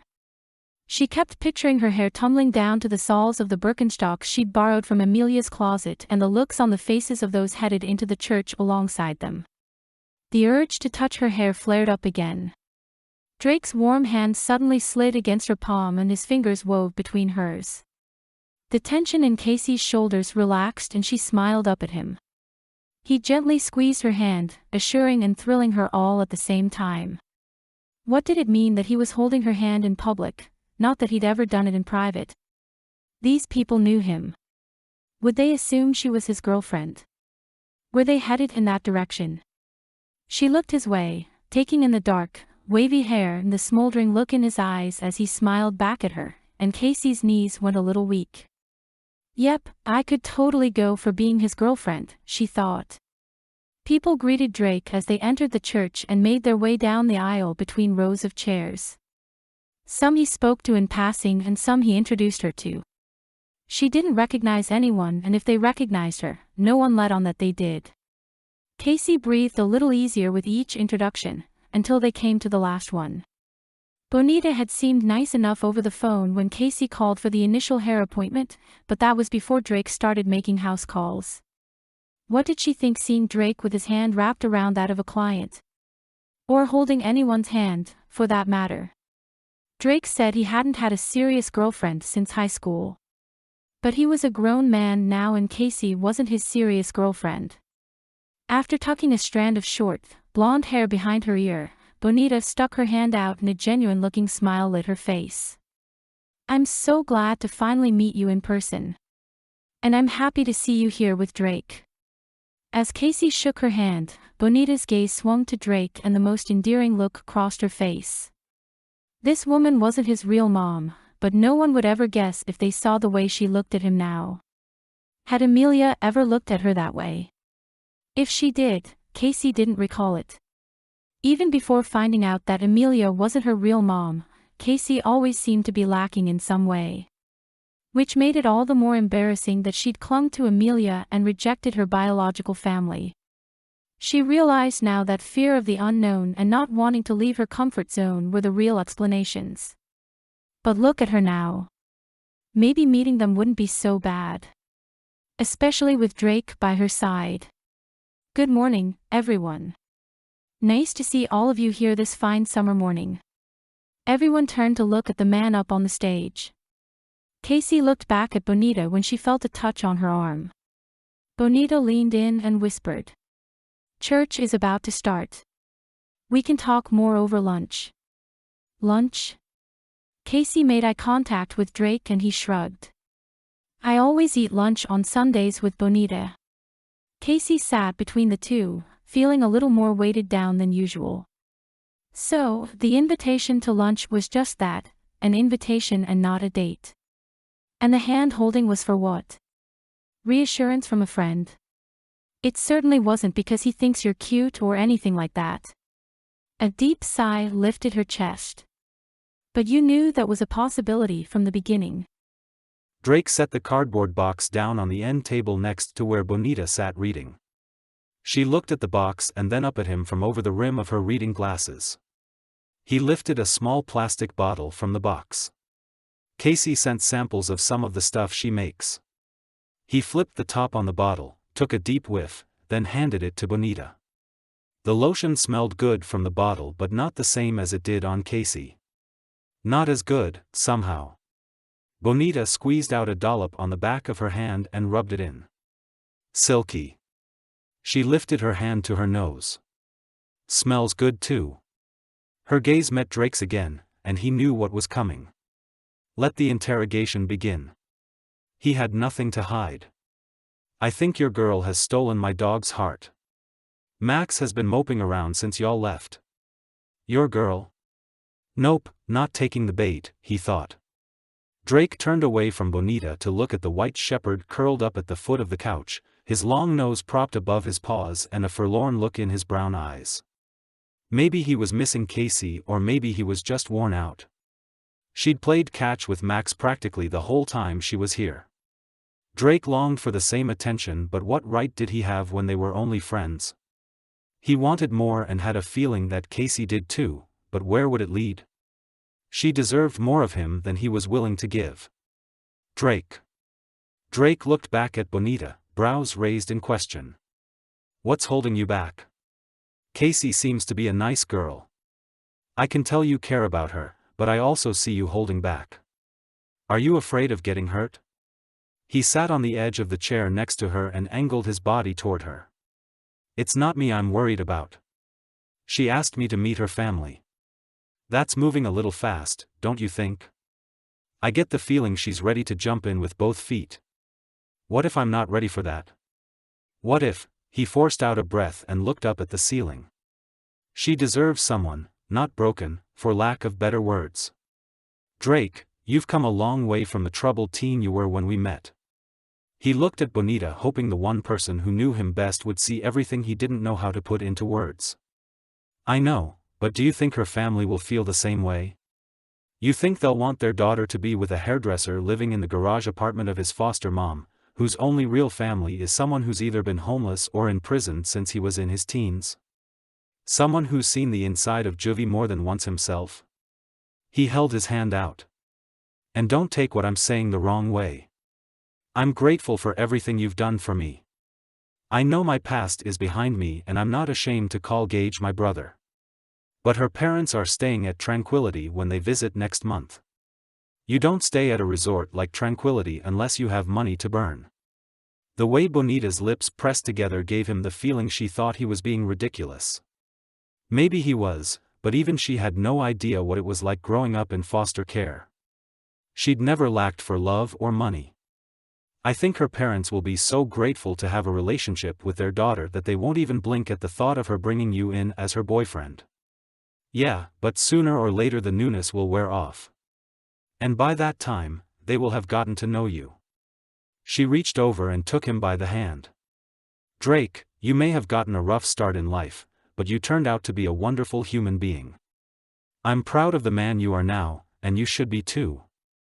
Cacie would be blessed to have you as a permanent part of her life, and if they can't see that, well, that would make them idiots not worth worrying about. He couldn't get past the word permanent. Bonita seemed to see something in Cacie that had her thinking past the dating stage. Maybe he was the one taking things too fast, because he could see it too. Maybe it was time to throw caution to the wind and ask Cacie out. Cacie entered the salon where Drake worked with almost the same trepidation as the first time. She'd come for her final haircut and really wished it was happening in the privacy of her home. But Drake had asked her to come here, and she hadn't felt right telling him no, not when it was her fault they were having to do this in sections rather than all at one time. Shoulders hunched, she tugged on the front of her cap and scanned the interior. No one seemed to be paying her much attention, but that would change as soon as the hat was removed. Drake stood at the back of the room motioning her past the workstations lining the walls. She eyed the sinks at the back of the room where a few patrons were having their hair shampooed. He'd asked her to bring her hair products. Thinking he'd meet her there, she glanced in his direction again, but he hadn't moved from where he stood. Drake took her hand as soon as she was close enough and led her down the short hall. "Thanks for meeting me here.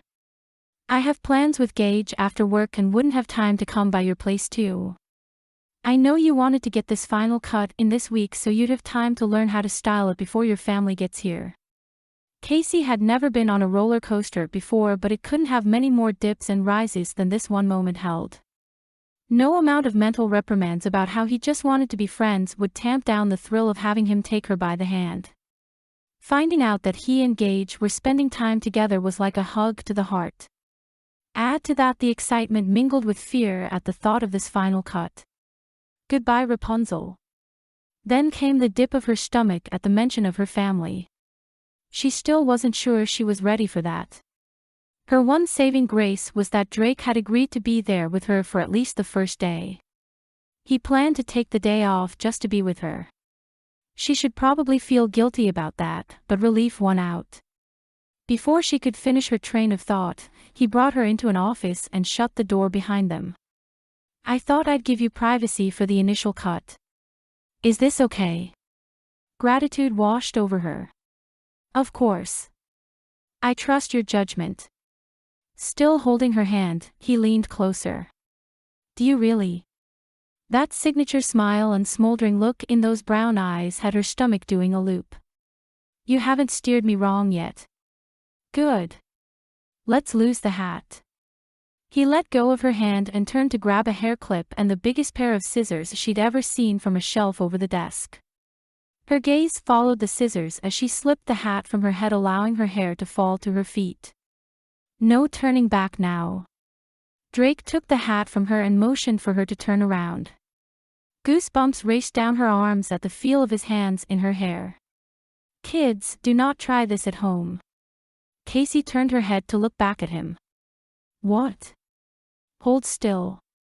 The sound of metal against metal sliced through the quiet room and her head suddenly felt 10 pounds lighter. She whipped around to face Drake. Half the length of her hair dangled from his hand. She grabbed a section of the hair at the top of her head and let it slide through her fingers. It stopped just below her waist. Drake set the massive scissors back on the shelf and coiled the length of hair into a loose circle. He studied her face as he spoke. "I'll divide it up later. Normally, I'd never do it this way, but I left it plenty long enough to shape it up once we get out on the floor." He set the hair on the shelf next to the scissors, but his gaze never left hers. "Are you okay?" Cacie stroked her hair and looked away. She blinked away the dryness from her eyes and assessed her feelings. Relief. Nothing but relief. She looked back at him, this time without the unblinking, eyes stretched wide stare. "Yes, I am. Thank you for doing this for me." He chuckled. "I'm not done yet. You'll have more than just the hack job when you leave from here. Are you ready for that?" A smile split her face. "More than ready." Drake sprayed warm water over Cacie's brown tresses and watched as they turned darker. He hadn't really needed to wash her hair in order to cut it. It gave him more time with her. More time to work up the nerve to ask her out. He'd never had a problem asking a girl out before. This time seemed different, more important somehow. Cacie turned her head to the side and his gaze moved from her hair to her face. She had her eyes closed as she took a deep breath. Her eyes popped open and she stared up at him. She looked toward his chest and pink bloomed in her cheeks. "You smell good. Like an orange grove in late summer."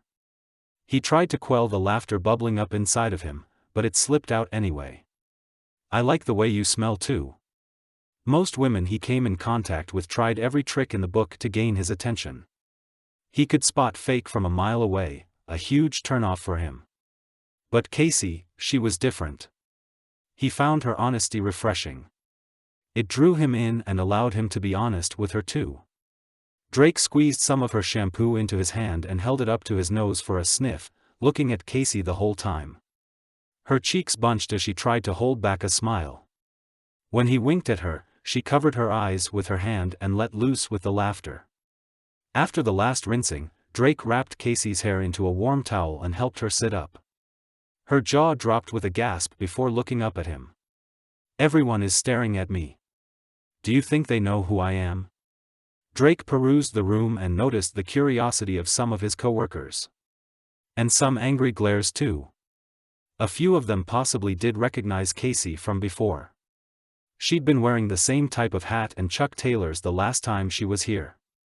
They'd no doubt heard the laughter and maybe even noticed his special interest in a client after declaring he'd never date one. He shrugged. Maybe, maybe not. Might just be curiosity because they can tell I like you and I haven't dated much. The confused look on her face was comical. They weren't exactly dating, but he hoped to change that soon. He held his hand out and she took it. Ignoring the attention focused on them, he led her to his station and began drying her hair. Drake took his time cutting and styling it. Once finished, he handed her a mirror so she could inspect the layers of dark brown hair that flowed to her waist. "Oh, Drake, I love it." She twisted her head from side to side. "I can't get over how much lighter my head feels." Cacie lowered the mirror and looked him in the eye. "Thank you so much. You've been so kind to me and I. Go out on a date with me." "What?" "Yes." She grabbed his wrist and gulped in a breath, but when she spoke again it was almost a whisper.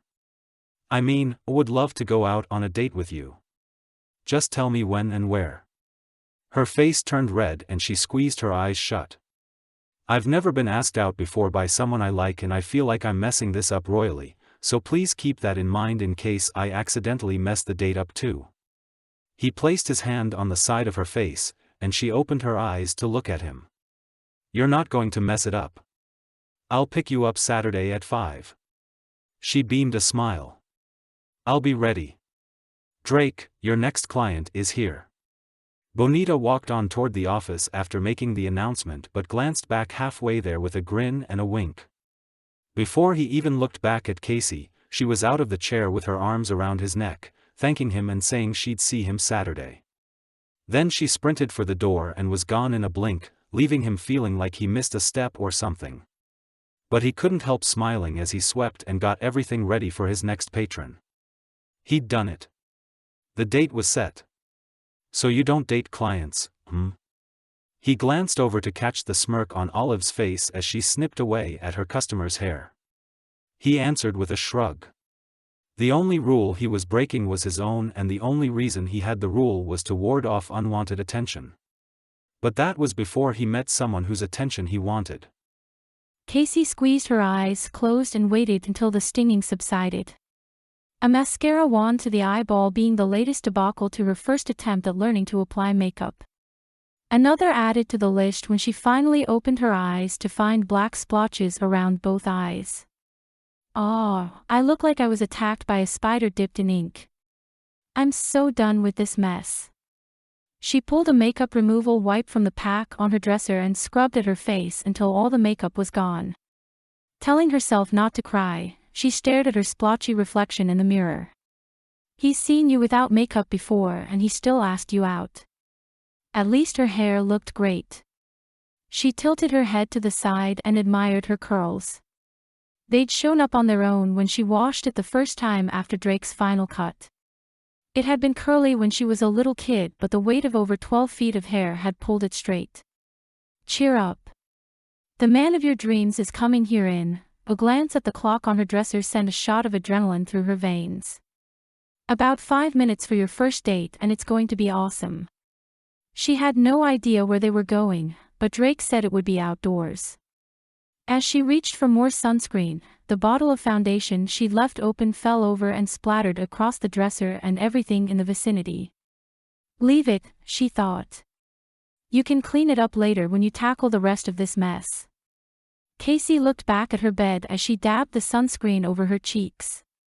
Clothes covered the entire surface. After going through everything she owned at least twice, she'd settled on a pair of jean shorts and a pale pink blousey top. Even now, she had to fight the urge to find something else to wear. She'd paired the outfit with the Birkenstocks she'd pilfered from Emilia's room on Sunday. What would Emilia say if she could see her now? Looking back, Cacie realized that Emilia had run interference with guys that had shown interest on more than one occasion. Even now, she could hear the woman's voice in her head. I won't have you paying attention to the likes of him. You're better off without a man, just look at me. You wouldn't leave your mommy dearest all alone, now would you? The saddest thing about it, a part of Cacie still wished she was here. She missed the companionship. And right now, she could really use some motherly advice on what to do or not do on a date, how to apply makeup, and how to get over the naked feeling every time she went out without a hat. But Emilia wouldn't be a help with any of those issues. What about her real mom? How would she react? No time to think about that right now. Cacie threw the sunscreen into her knit bag and headed downstairs, the boulder in her stomach jostling with each step. I hope this is okay. I haven't done one of these tours since I was a kid, and you said you never have. I thought it might be neat to see everything from a different perspective. Drake got a funny feeling in his gut when Cacie remained speechless as she stared at the double-decker boat in front of them. He pressed the feeling down as he went around the Jeep to open her door. She had to be nervous. He'd been a train wreck on his first date, but it all smoothed out eventually. Long tan legs descended from the Jeep and he had to force his gaze up to her face. She must sunbathe out on that balcony of hers because all he'd ever seen her wear were long dresses and skirts that shielded her legs from the sun. He took her hand and led her toward the ticket booth. After the guy scanned the tickets from Drake's phone, they got in line behind the other passengers getting on board the boat. His mind raced with how to get the conversation going when another reason for her silence clicked in his head. He tugged on Cacie's hand, gaining her attention. You're not afraid of being out on the water, are you? Do you know how to swim? She smiled. Considering where I live, it is surprising that I've never been on a boat before, but I'm not afraid. And I do know how to swim. Emilia insisted I take lessons at an early age. I think I was probably around the age of 2 the first time. She was no doubt afraid I'd toddle out into the water. I imagine that would be a concern. Well, I hope you enjoy this first boat ride. Maybe next time we can venture out into the ocean. Her cheeks bunched and her face colored as she glanced away. He mentally went through his every word, trying to figure out what caused that look but came up blank. They made their way to the top level and found a seat on a bench at the back. Drake put his arm around her, and she scooted closer, bringing a smile to his face. That one little action assured him that she wanted to be with him and that all his earlier worry was for nothing. A set of burly-looking twins entered, and 2 pairs of eyes the color of mud zeroed in on Cacie. Their demeanor coupled with the red splashed across their nose and cheeks gave Drake the impression that they imbibed on a regular basis. He pulled Cacie even closer and both sets of muddy eyes swung his way. Thankfully, the only empty seats were on the opposite side of the boat. Maybe he was overreacting. After all, they were surrounded by people and he couldn't blame any guy for taking notice of Cacie. The woman was gorgeous. Nonetheless, he decided to keep an eye on them. The tour started and he and Cacie engaged in relaxed small talk. However, as soon as her house came into view, she stopped talking altogether. At first, he figured she only wanted to take it all in, seeing the familiar from a different angle. But when they were almost level with her home, the guide started telling her story and referring to her as the modern-day Rapunzel. Soon the guide's voice blared from the speakers. Rapunzel, let down your hair. Suddenly, the 2 burly twins stood and moved to the railing and joined in. They began wailing out, laughing boisterously, and slapping one another on the back. Cacie buried her face against Drake's neck as her body shook. A sick feeling hit his stomach as he rubbed her arm and whispered in her ear. I'm sorry. I had no idea this would. Her laughter pealed out at the same time her warm breath blasted against his neck. Heat shot through his middle, replacing his worry. She pulled away to wipe tears from her face as she laughed some more. I can't tell you how many times I wanted to crawl beneath my bed and hide from the world every time I heard this while sitting out on the deck at my house. But hearing it here firsthand, it's hilarious. I wonder what they'd say if I raised my hand and said, here I am. I'm your girl. She waved her hand in the air and he took it and held it between them. That would be very upsetting for me since I already think of you as my girl. Or, I hope you'll be my girl. Cacie leaned closer, her eyes going soft as she looked up at him. Sounds good to me. Drake had told himself that he wouldn't kiss her on their first date, not because of any rule he had, but because he knew it was her first date. Yet, he couldn't have resisted her magnetic pull if he tried. Warm lips, firm at first contact, became pliant against his. Yep, he could definitely see himself enjoying her kisses for a long time. Maybe even for the rest of his life. The vice grip on Cacie's stomach tightened with each level as the elevator rose up to the top floor of the resort. Drake gave her hand a reassuring squeeze, but it didn't help. He tugged, and she looked up at him. Hey, it's going to be all right. They love you and want to be a part of your life. It's a gift, really. It might be difficult at first, but it'll get easier with time. He turned and leaned in, pressing his forehead to hers, and whispered. They're your family. It was easy to imagine what a meeting like this would mean to Drake if he ever faced the same situation. She'd seen the desperate look in his eyes when he talked about his search for Gage and the relief at having found him again.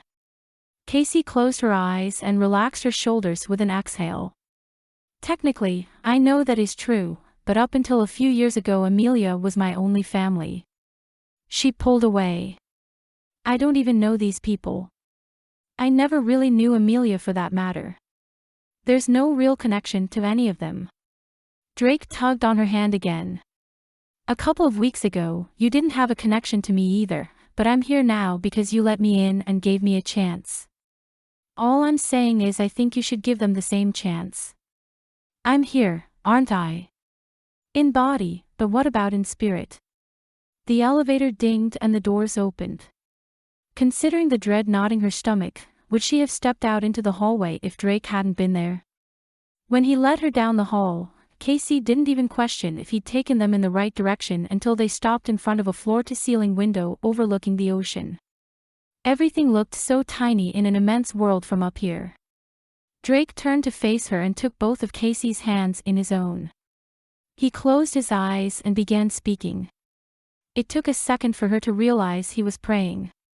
She quickly shut her eyes and sent her thoughts heavenward. Dear Lord, this is a big day for Cacie, a day for a new beginning with her family. I pray that you'll be with all of them as they navigate new relationships.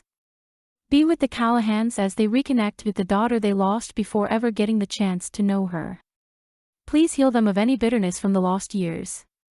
We also ask that you be with Emilia. Draw her closer to you. What she did was wrong and she's paying for her sins, but that doesn't change the connection Cacie feels for her. I pray that they find a way to maintain a relationship, even if it does look different than before. And Lord, please help Cacie with this difficult situation. Help her to know what to do and say as she meets with the Callahans. Reforge the familial bond between her and her birth parents. We ask all of this in Jesus' precious holy name, Amen. Cacie blinked back unshed tears as she looked up at Drake. No one had ever prayed over her like that before. Thanks, Drake. You managed to cover everything my heart has felt but didn't know how to put into words. I feel loads better now. Are you ready to go meet your family? She nodded her head then lifted up on her toes to plant a kiss on his lips. I'm ready. Soon they were standing in front of the door. The one separating her from her family. Standing on this side, she knew who she was. Acacia Martin, a Floridian who liked to garden and paint. Someone who was happy but somehow felt incomplete. Who would she be once she walked through that door? Jasmine Callahan. Who exactly was Jasmine Callahan? Drake squeezed her hand as he used his free one to knock on the door. She took in a slow, deep breath. The door opened even before her lungs were completely full of air. Her father ushered them inside but caught her in a hug just as she crossed the threshold. Her body stiffened and she held tight to Drake's hand, but Nate didn't let go immediately. He finally spoke, his voice on the edge of breaking. "I'm so glad you're here. You have no idea how badly we've longed for this day." When Nate pulled back, there were tears in his eyes. The sight pulled emotions from Cacie that she didn't quite understand. Haley Callahan stood just inside the door, her eyes glassy but no tears fell just yet. Cacie willed herself not to join them. When her mother opened her arms, Cacie decided not to fight the inevitable and stepped into her embrace, dragging Drake along with her. He was her lifeline, and she could not let go. Her brother, Link, was next. His brief hug was as awkward as all of Cacie's had been. Then there was Katie. Her 17-year-old sister practically bounced as she squeezed Cacie in a bear hug. "I'm so glad to finally meet you in person. I just know we're going to be best friends. Better even, because you're my sister." For some unexplainable reason, Cacie felt it too. It was easier somehow to think of Katie as family and it helped ease some of her tension. Katie wrapped her hand around a hank of Cacie's hair and let it slide down to the end. Her bottom lip came out in a pout. "I can't believe you cut your hair.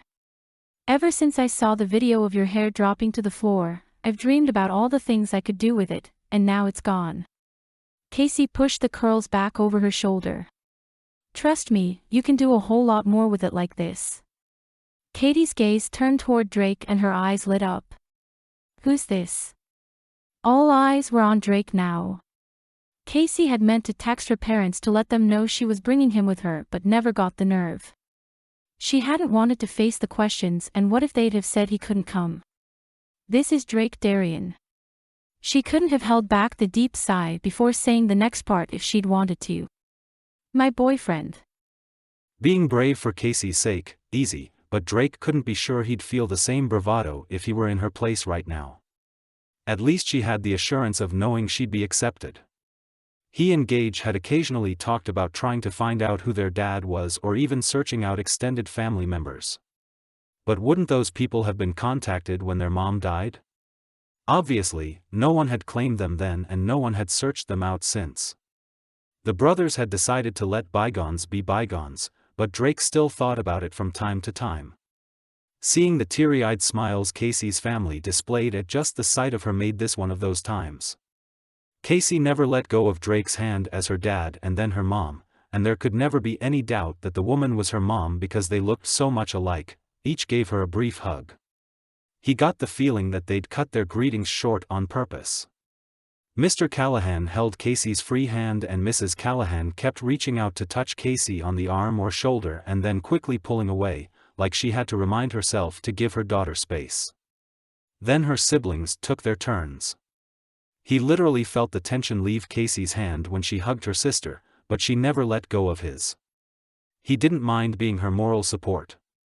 He actually liked that she had yet to introduce him. It gave him time to assess each person and anticipate each response when they realized that he was dating their daughter. Then it happened. She hadn't hesitated to call him her boyfriend and now all eyes were on him. Heat crept up his neck as she introduced him to her father. The man only studied him for a second before doing the most unexpected thing. He hugged Drake. "We're a family of huggers. Might as well get used to it." Nate slapped Drake on the back then stepped away so Cacie could go down the line, introducing him to each family member who in turn hugged him. Not including women he had dated, Gage was the only person he ever remembered hugging him before. If he had to put a label on how it made him feel, he'd have to go with strangely comforting. He definitely could get used to it. "So, how did you two meet?" "Here it is," he thought.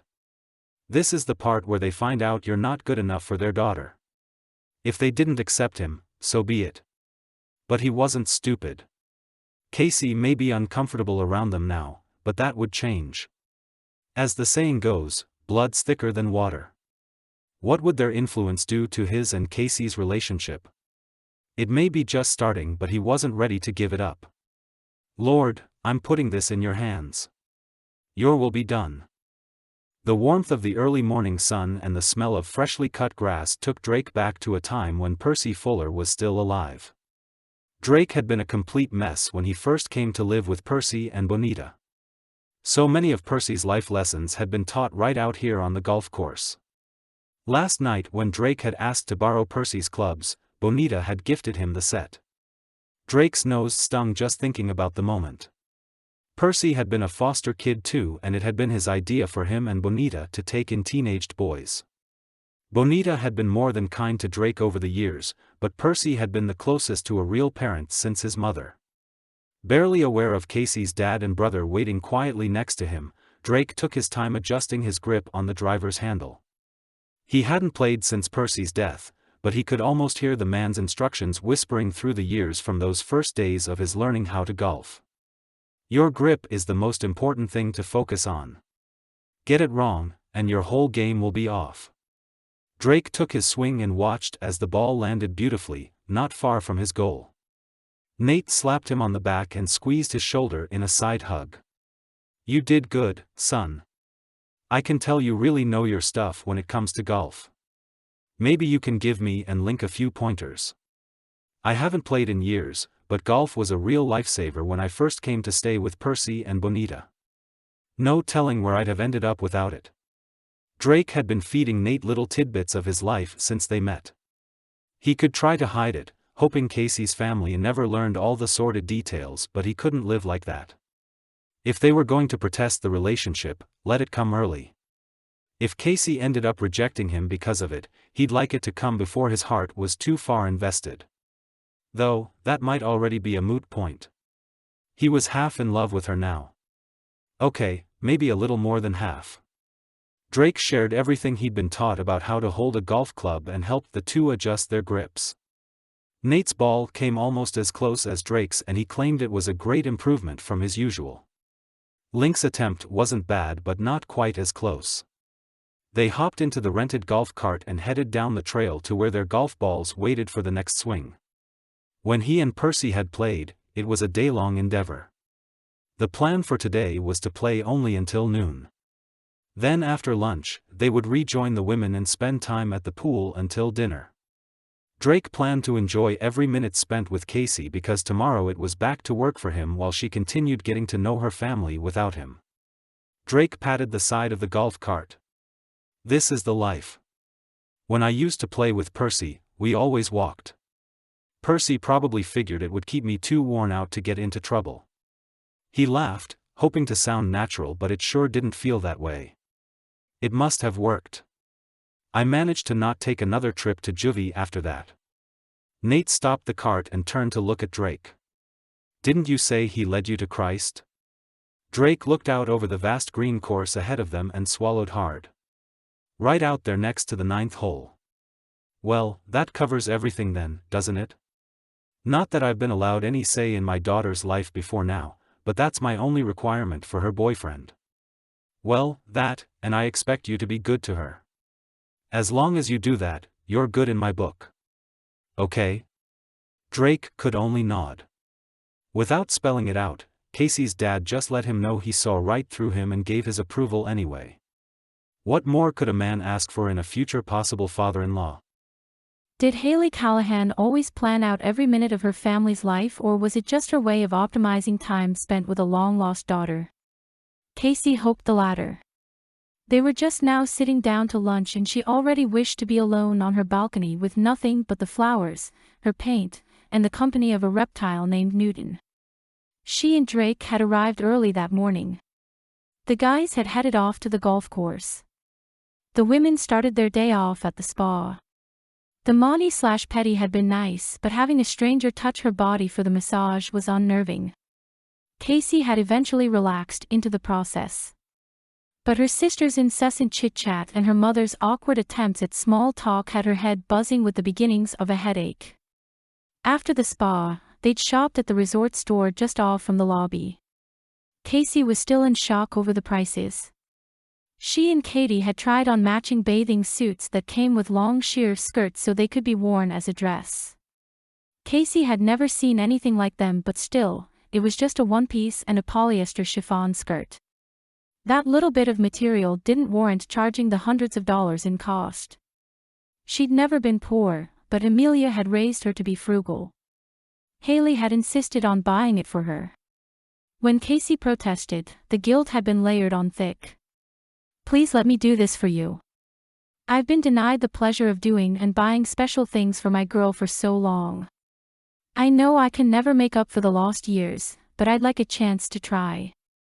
So now they were sitting at a table in the secluded corner of the resort's restaurant, based on Haley's specific request, waiting for Katie to run their purchases up to their suite. A suite that, after much cajoling and outright begging from her sister, Cacie had agreed to share with them starting tonight. Her stomach clenched every time she thought about it. What would Haley say if Cacie changed her mind? That she just needed a night to herself. Can I start y'all off with something to drink?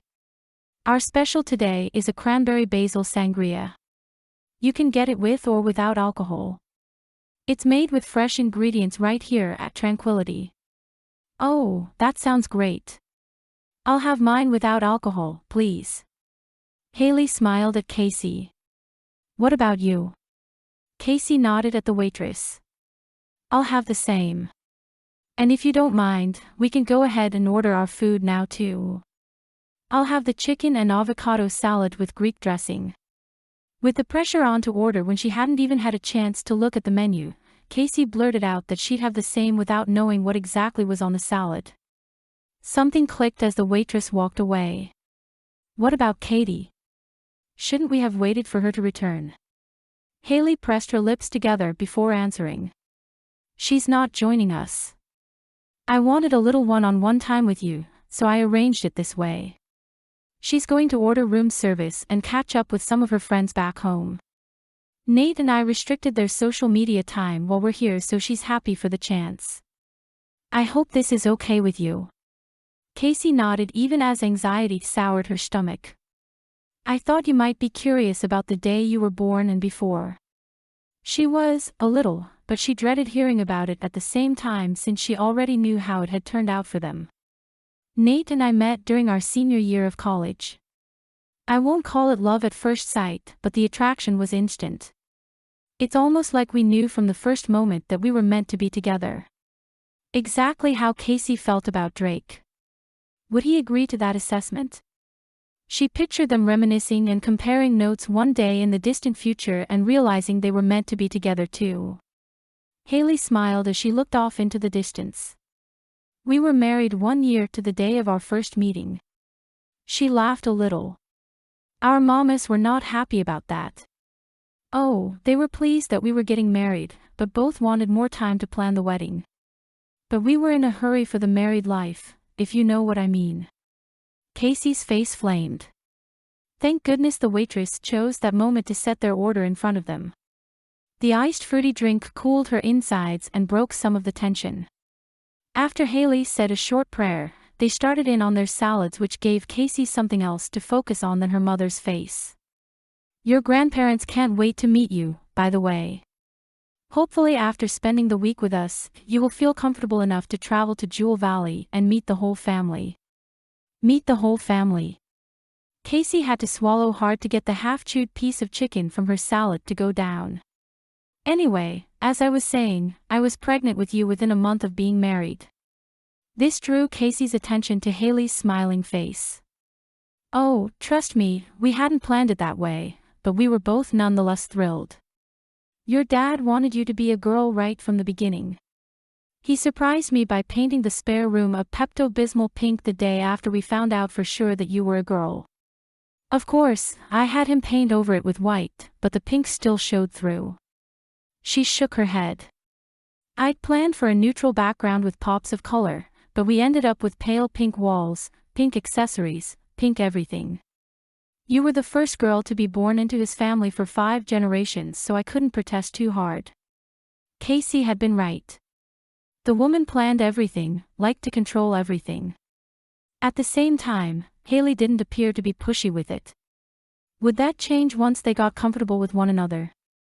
Cacie added her observations to the growing list of things she'd learned about her family so far. We landed on a name almost immediately. You're named with both of your grandmothers in mind.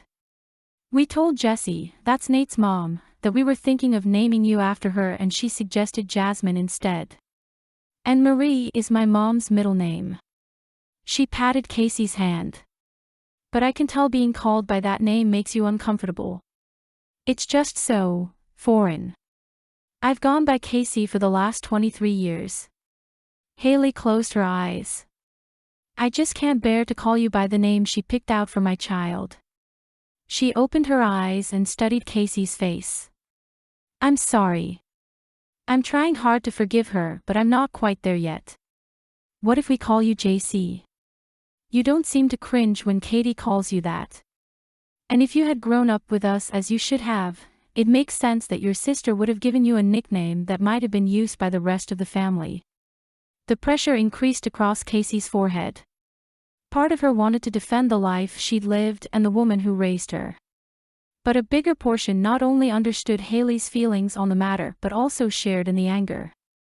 Thinking over the last couple of days, she realized not one time had she been called Jasmine.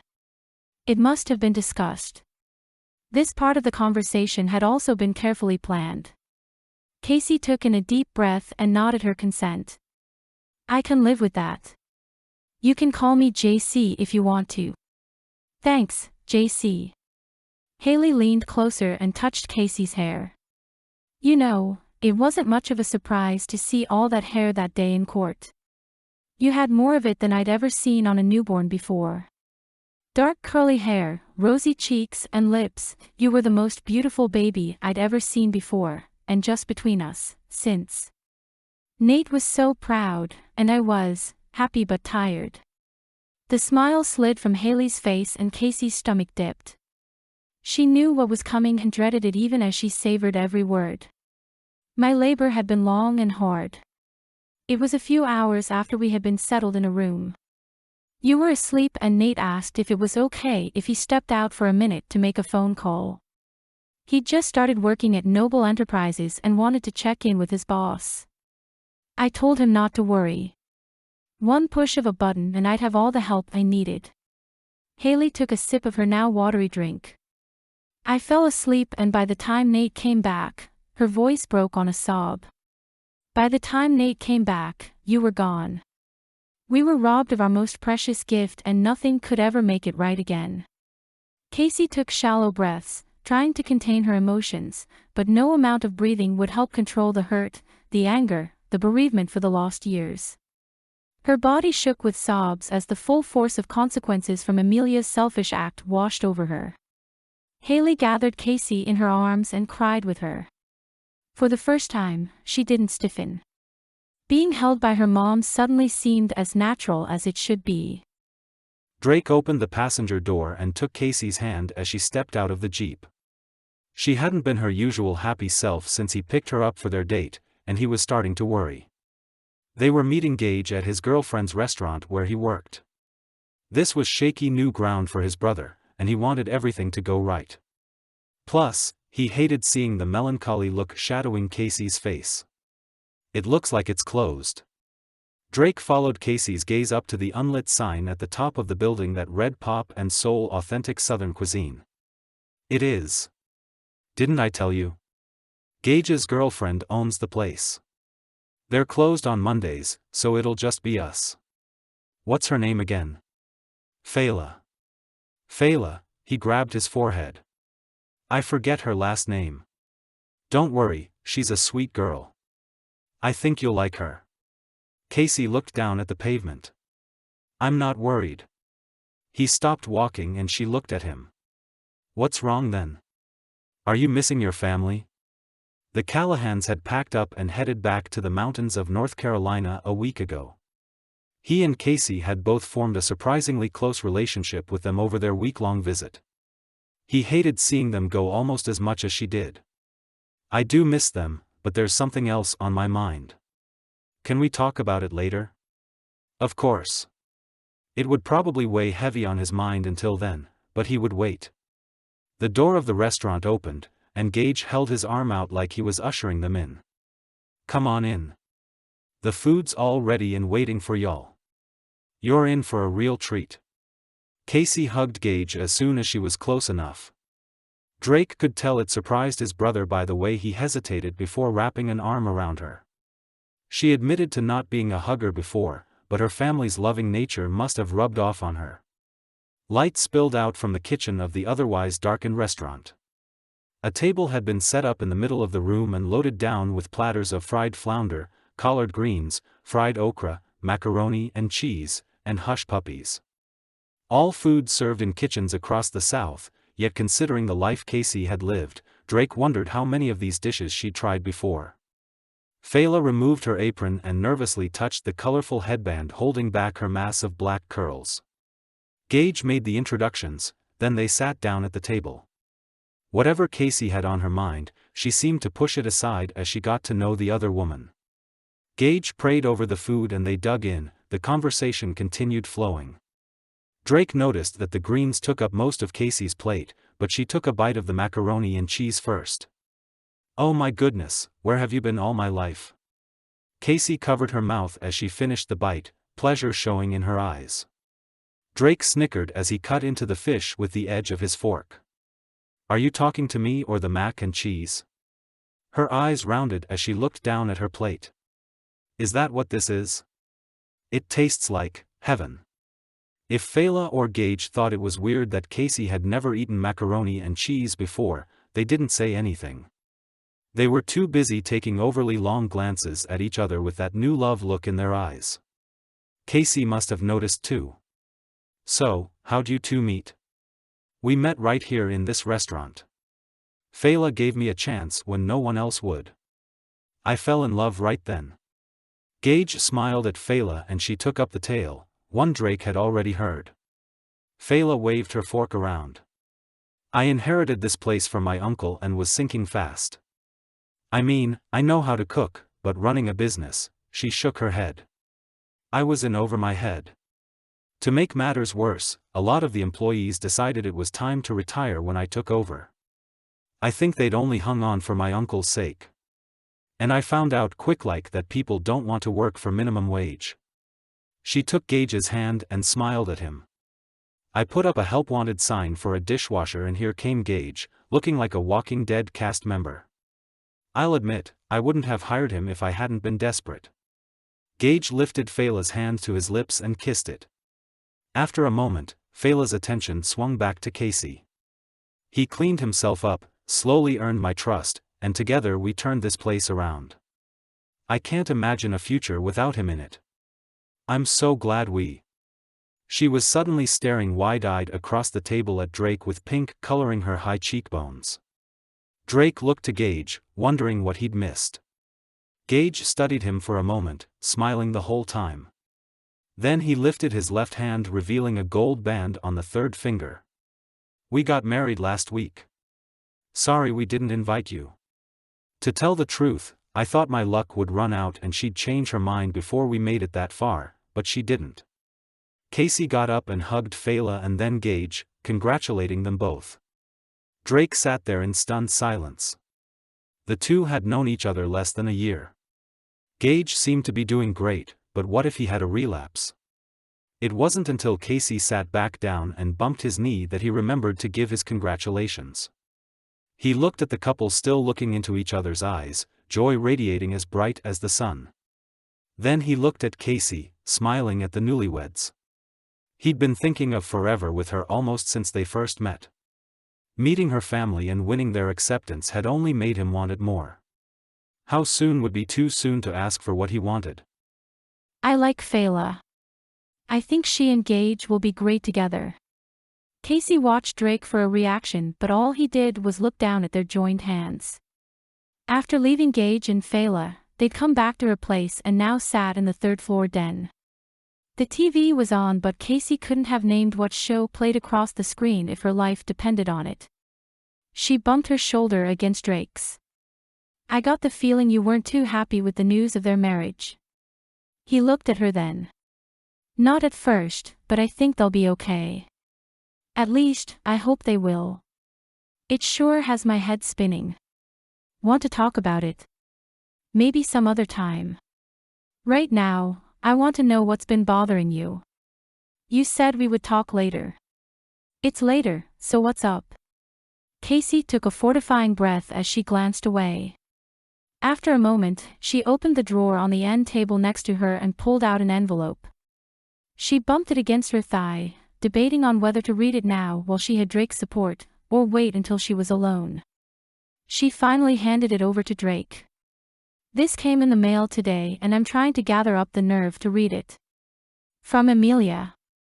When's the last time she wrote you? Never.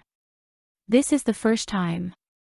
He flipped the envelope over, then looked at her with raised brows. You haven't opened it yet? No. I wasn't sure I wanted to. I'm not sure I want to know what she had to put into a letter that hasn't already been said. Cacie took the envelope from him and slid her finger beneath the flap to break the seal. She unfolded the pages and smoothed them flat against her leg. Drake wrapped his arm around her and rubbed her shoulder. Want me to read it to you? I don't mind if you read with me. I think I just wanted your company while I read it myself. After talking to my mom about the day I was abducted and then spending time with my family, I don't, she cleared her throat. I didn't want to face this alone. Drake squeezed her shoulder and kissed her temple. I'm right here with you. You never have to face anything alone again. Never. Maybe Drake didn't realize how that sounded, but she loved it when he said stuff like that. Without another comment, she lifted the letter closer to her face and began reading. Emilia always economized her words and got right to the point. This letter was no different. No salutation. No how are you. Straight to what she wanted Cacie to know and no more. I never told you this, but I was married before you came along. My childhood wasn't great, but life with Victor was perfect. She went on to tell how he died in his 40s and left Emilia wanting for nothing. Cacie had always wondered where the money came from, and now she knew. She was a little surprised to find out that Victor was from the same small town where her family lived, and that is where he was buried, but it explained the part she hadn't gotten to yet, what Emilia had been doing in Jewel Valley, North Carolina, the day she abducted Cacie. Victor's niece had delivered a baby the day of his funeral and requested a visit since she was unable to make it. I never aspired to having children of my own. It never occurred to me that the one thing Victor hadn't given me was a child until I saw you. I was on my way to visit his niece with the teddy bear I'd bought from the gift shop, the very one saved for you in my cedar chest, when I heard you cooing from the bassinet next to your sleeping mother. I tiptoed in to take a peek and you were the most beautiful baby I'd ever beheld. Bright eyes, rosy cheeks, and a head full of hair that I knew should never be cut. Her description matched the one Cacie's mom had given, but seeing this version of that day made her sick to her stomach. She thought about the bear and other items saved from her early life. She'd always loved it when Emilia brought them out on occasion and spoke of the day Cacie was born. Now they held a different meaning and Cacie wasn't sure she ever wanted to see them again. I had no plan. It was a spur-of-the-moment decision. You fit right down into the bottom of the gift bag. I let the bear hang out the top, hoping no one would question me, and it worked. At the time it felt like proof that you were meant to be mine. Cacie let the letter drop to her lap and wrapped her arm around her stomach. Drake wrapped both arms around her and pulled her closer. Are you okay? She took in a cleansing breath and let it out slowly. I will be. I just need a minute. I'm really trying to understand how she thought what she did was right. I mean, she raised me to be a Christian. Stealing someone's baby away from them is not the Christian thing to do. And she's never one time said she's sorry for what she did. I know I shouldn't judge, but it's a little hard not to. I've never met Emilia and I'm no psychiatrist, but have you ever thought that maybe she has some kind of emotional issue? He held his hand up. Not making excuses for what she did, I'm just trying to help make sense of it. I can't think of a better explanation. Cacie took up the letter and finished reading. I've met with my lawyer. You already have the house. I've set up a fund to get me through to the end of my days. The rest of my money goes to you to do with it as you please. You will be hearing from my lawyer soon. The monthly stipends will stop, and it will be up to you to make sure the money lasts for as long as you need it to. My life was made complete in you. I can't think of another thing I could have ever wanted. My dues are being paid in more ways than one. Consider yourself free. Free from any bond or obligation to me. Free to live your life as you see fit. I've held on to you longer than I should as it is. Cacie slapped the letter against her thigh and then let the pages flutter to the floor. She held on to me longer than she should. I'm so conflicted right now. I should never have been hers to begin with. Part of me is thinking good riddance. But the other part. Hot tears rolled down her face and dripped from her chin. She turned and buried her head against Drake's chest. I thought she loved me and I loved her, but I was wrong. I was nothing more than a checkmark on her bucket list. Maybe I'm the one who needs therapy. Dear Lord, Cacie needs your help sorting this out. Please guide her and comfort her as only you can. The rest of Drake's prayer was lost to Cacie as she sent her own plea heavenward, followed by her thanks. God had sent Drake, had been with her through finding out the truth, the trial, and meeting her family. He wasn't about to turn his back on her now. With God's help, she would get through this. 3 years later. Cacie watched the terrain go by as the plane lined up on the runway to make its ascent. She grabbed Drake's hand and pushed back against the seat as they rose up to meet the sky. How's he doing? Cacie lifted the edge of the wrap, holding her 3-week-old baby boy to her chest. Beautifully, as usual. He's such a good baby. I can't believe how blessed we are. Want to hold him? Of course. She couldn't resist touching Ryder's silky, dark hair before pressing a finger to the corner of his mouth to stop his nursing. He would need to nurse again in another 2 hours when they descended to protect his ears. With Drake's help, she carefully freed him from the wrap and adjusted her blouse. Looking at her husband as he adored their son was her new favorite view. The knowledge that she and Drake had grown up without their families made their own seem extra special. Or maybe all new parents felt this way, how would she know? I can't believe we'll finally be together with my family for good this time. Even though she didn't verbalize it, Cacie included Emilia in that statement. About 6 months after contact from the lawyer to transfer Emilia's money to her, Cacie got another call from him letting her know that Emilia had passed away and to discuss arrangements for her funeral. She was buried next to her husband in the very town where Cacie's family lived.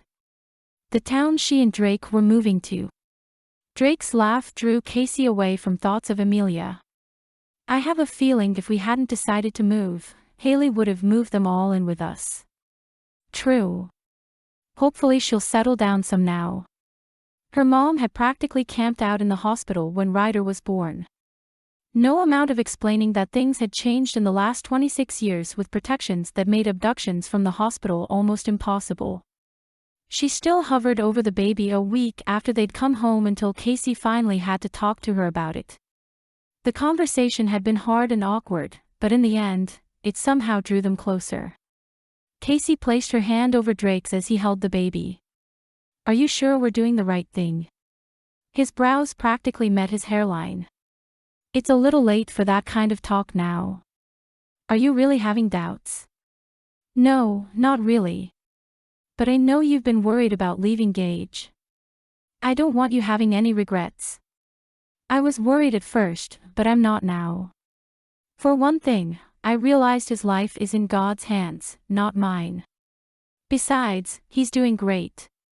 He has Fela and his mission. Knowing he's keeping others off the streets is big, for him and for me. And it's not like we can't hop on a plane and head back to Florida for a visit. True. Gage and Fela opened up their home as a halfway house for kids aging out of foster care.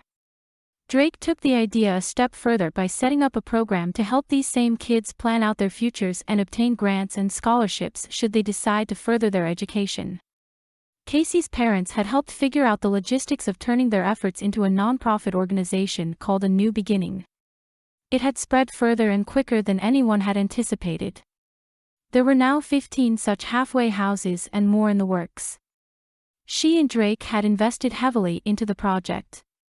Part of the money from Emilia went into a trust fund for the program. And with Bonita's help, Cacie had sold her haircare recipes, which were now being sold in salons all over the country. All proceeds went toward educating the kids. Drake kissed her cheek. Our future is looking brighter than ever. We'll be surrounded by extended family, a new experience for both of us. I'll have a shop of my own with an exclusive line of your haircare products. You have your new career as a children's book illustrator, which I know you love. He leaned closer and whispered. Not to mention all the fun of adding to our family. Drake, I can't believe you said that. It's a little soon, don't you think? Laughter spilled out even as she admonished him to hush. Cacie closed the gap between them and kissed his lips. I love you, and I'm looking forward to all of those things too, as long as I get to do them with you. I love you more and thank God for you every day. My life wasn't complete before you came along. And if you don't mind, I need another kiss. Try to do better than that peck you gave last time. I'll see what I can do. With a wink, she complied. To hear about future audiobooks by Andrea Boyd, please subscribe below. For more information about Andrea Boyd and her books, visit AndreaBoyd11.com.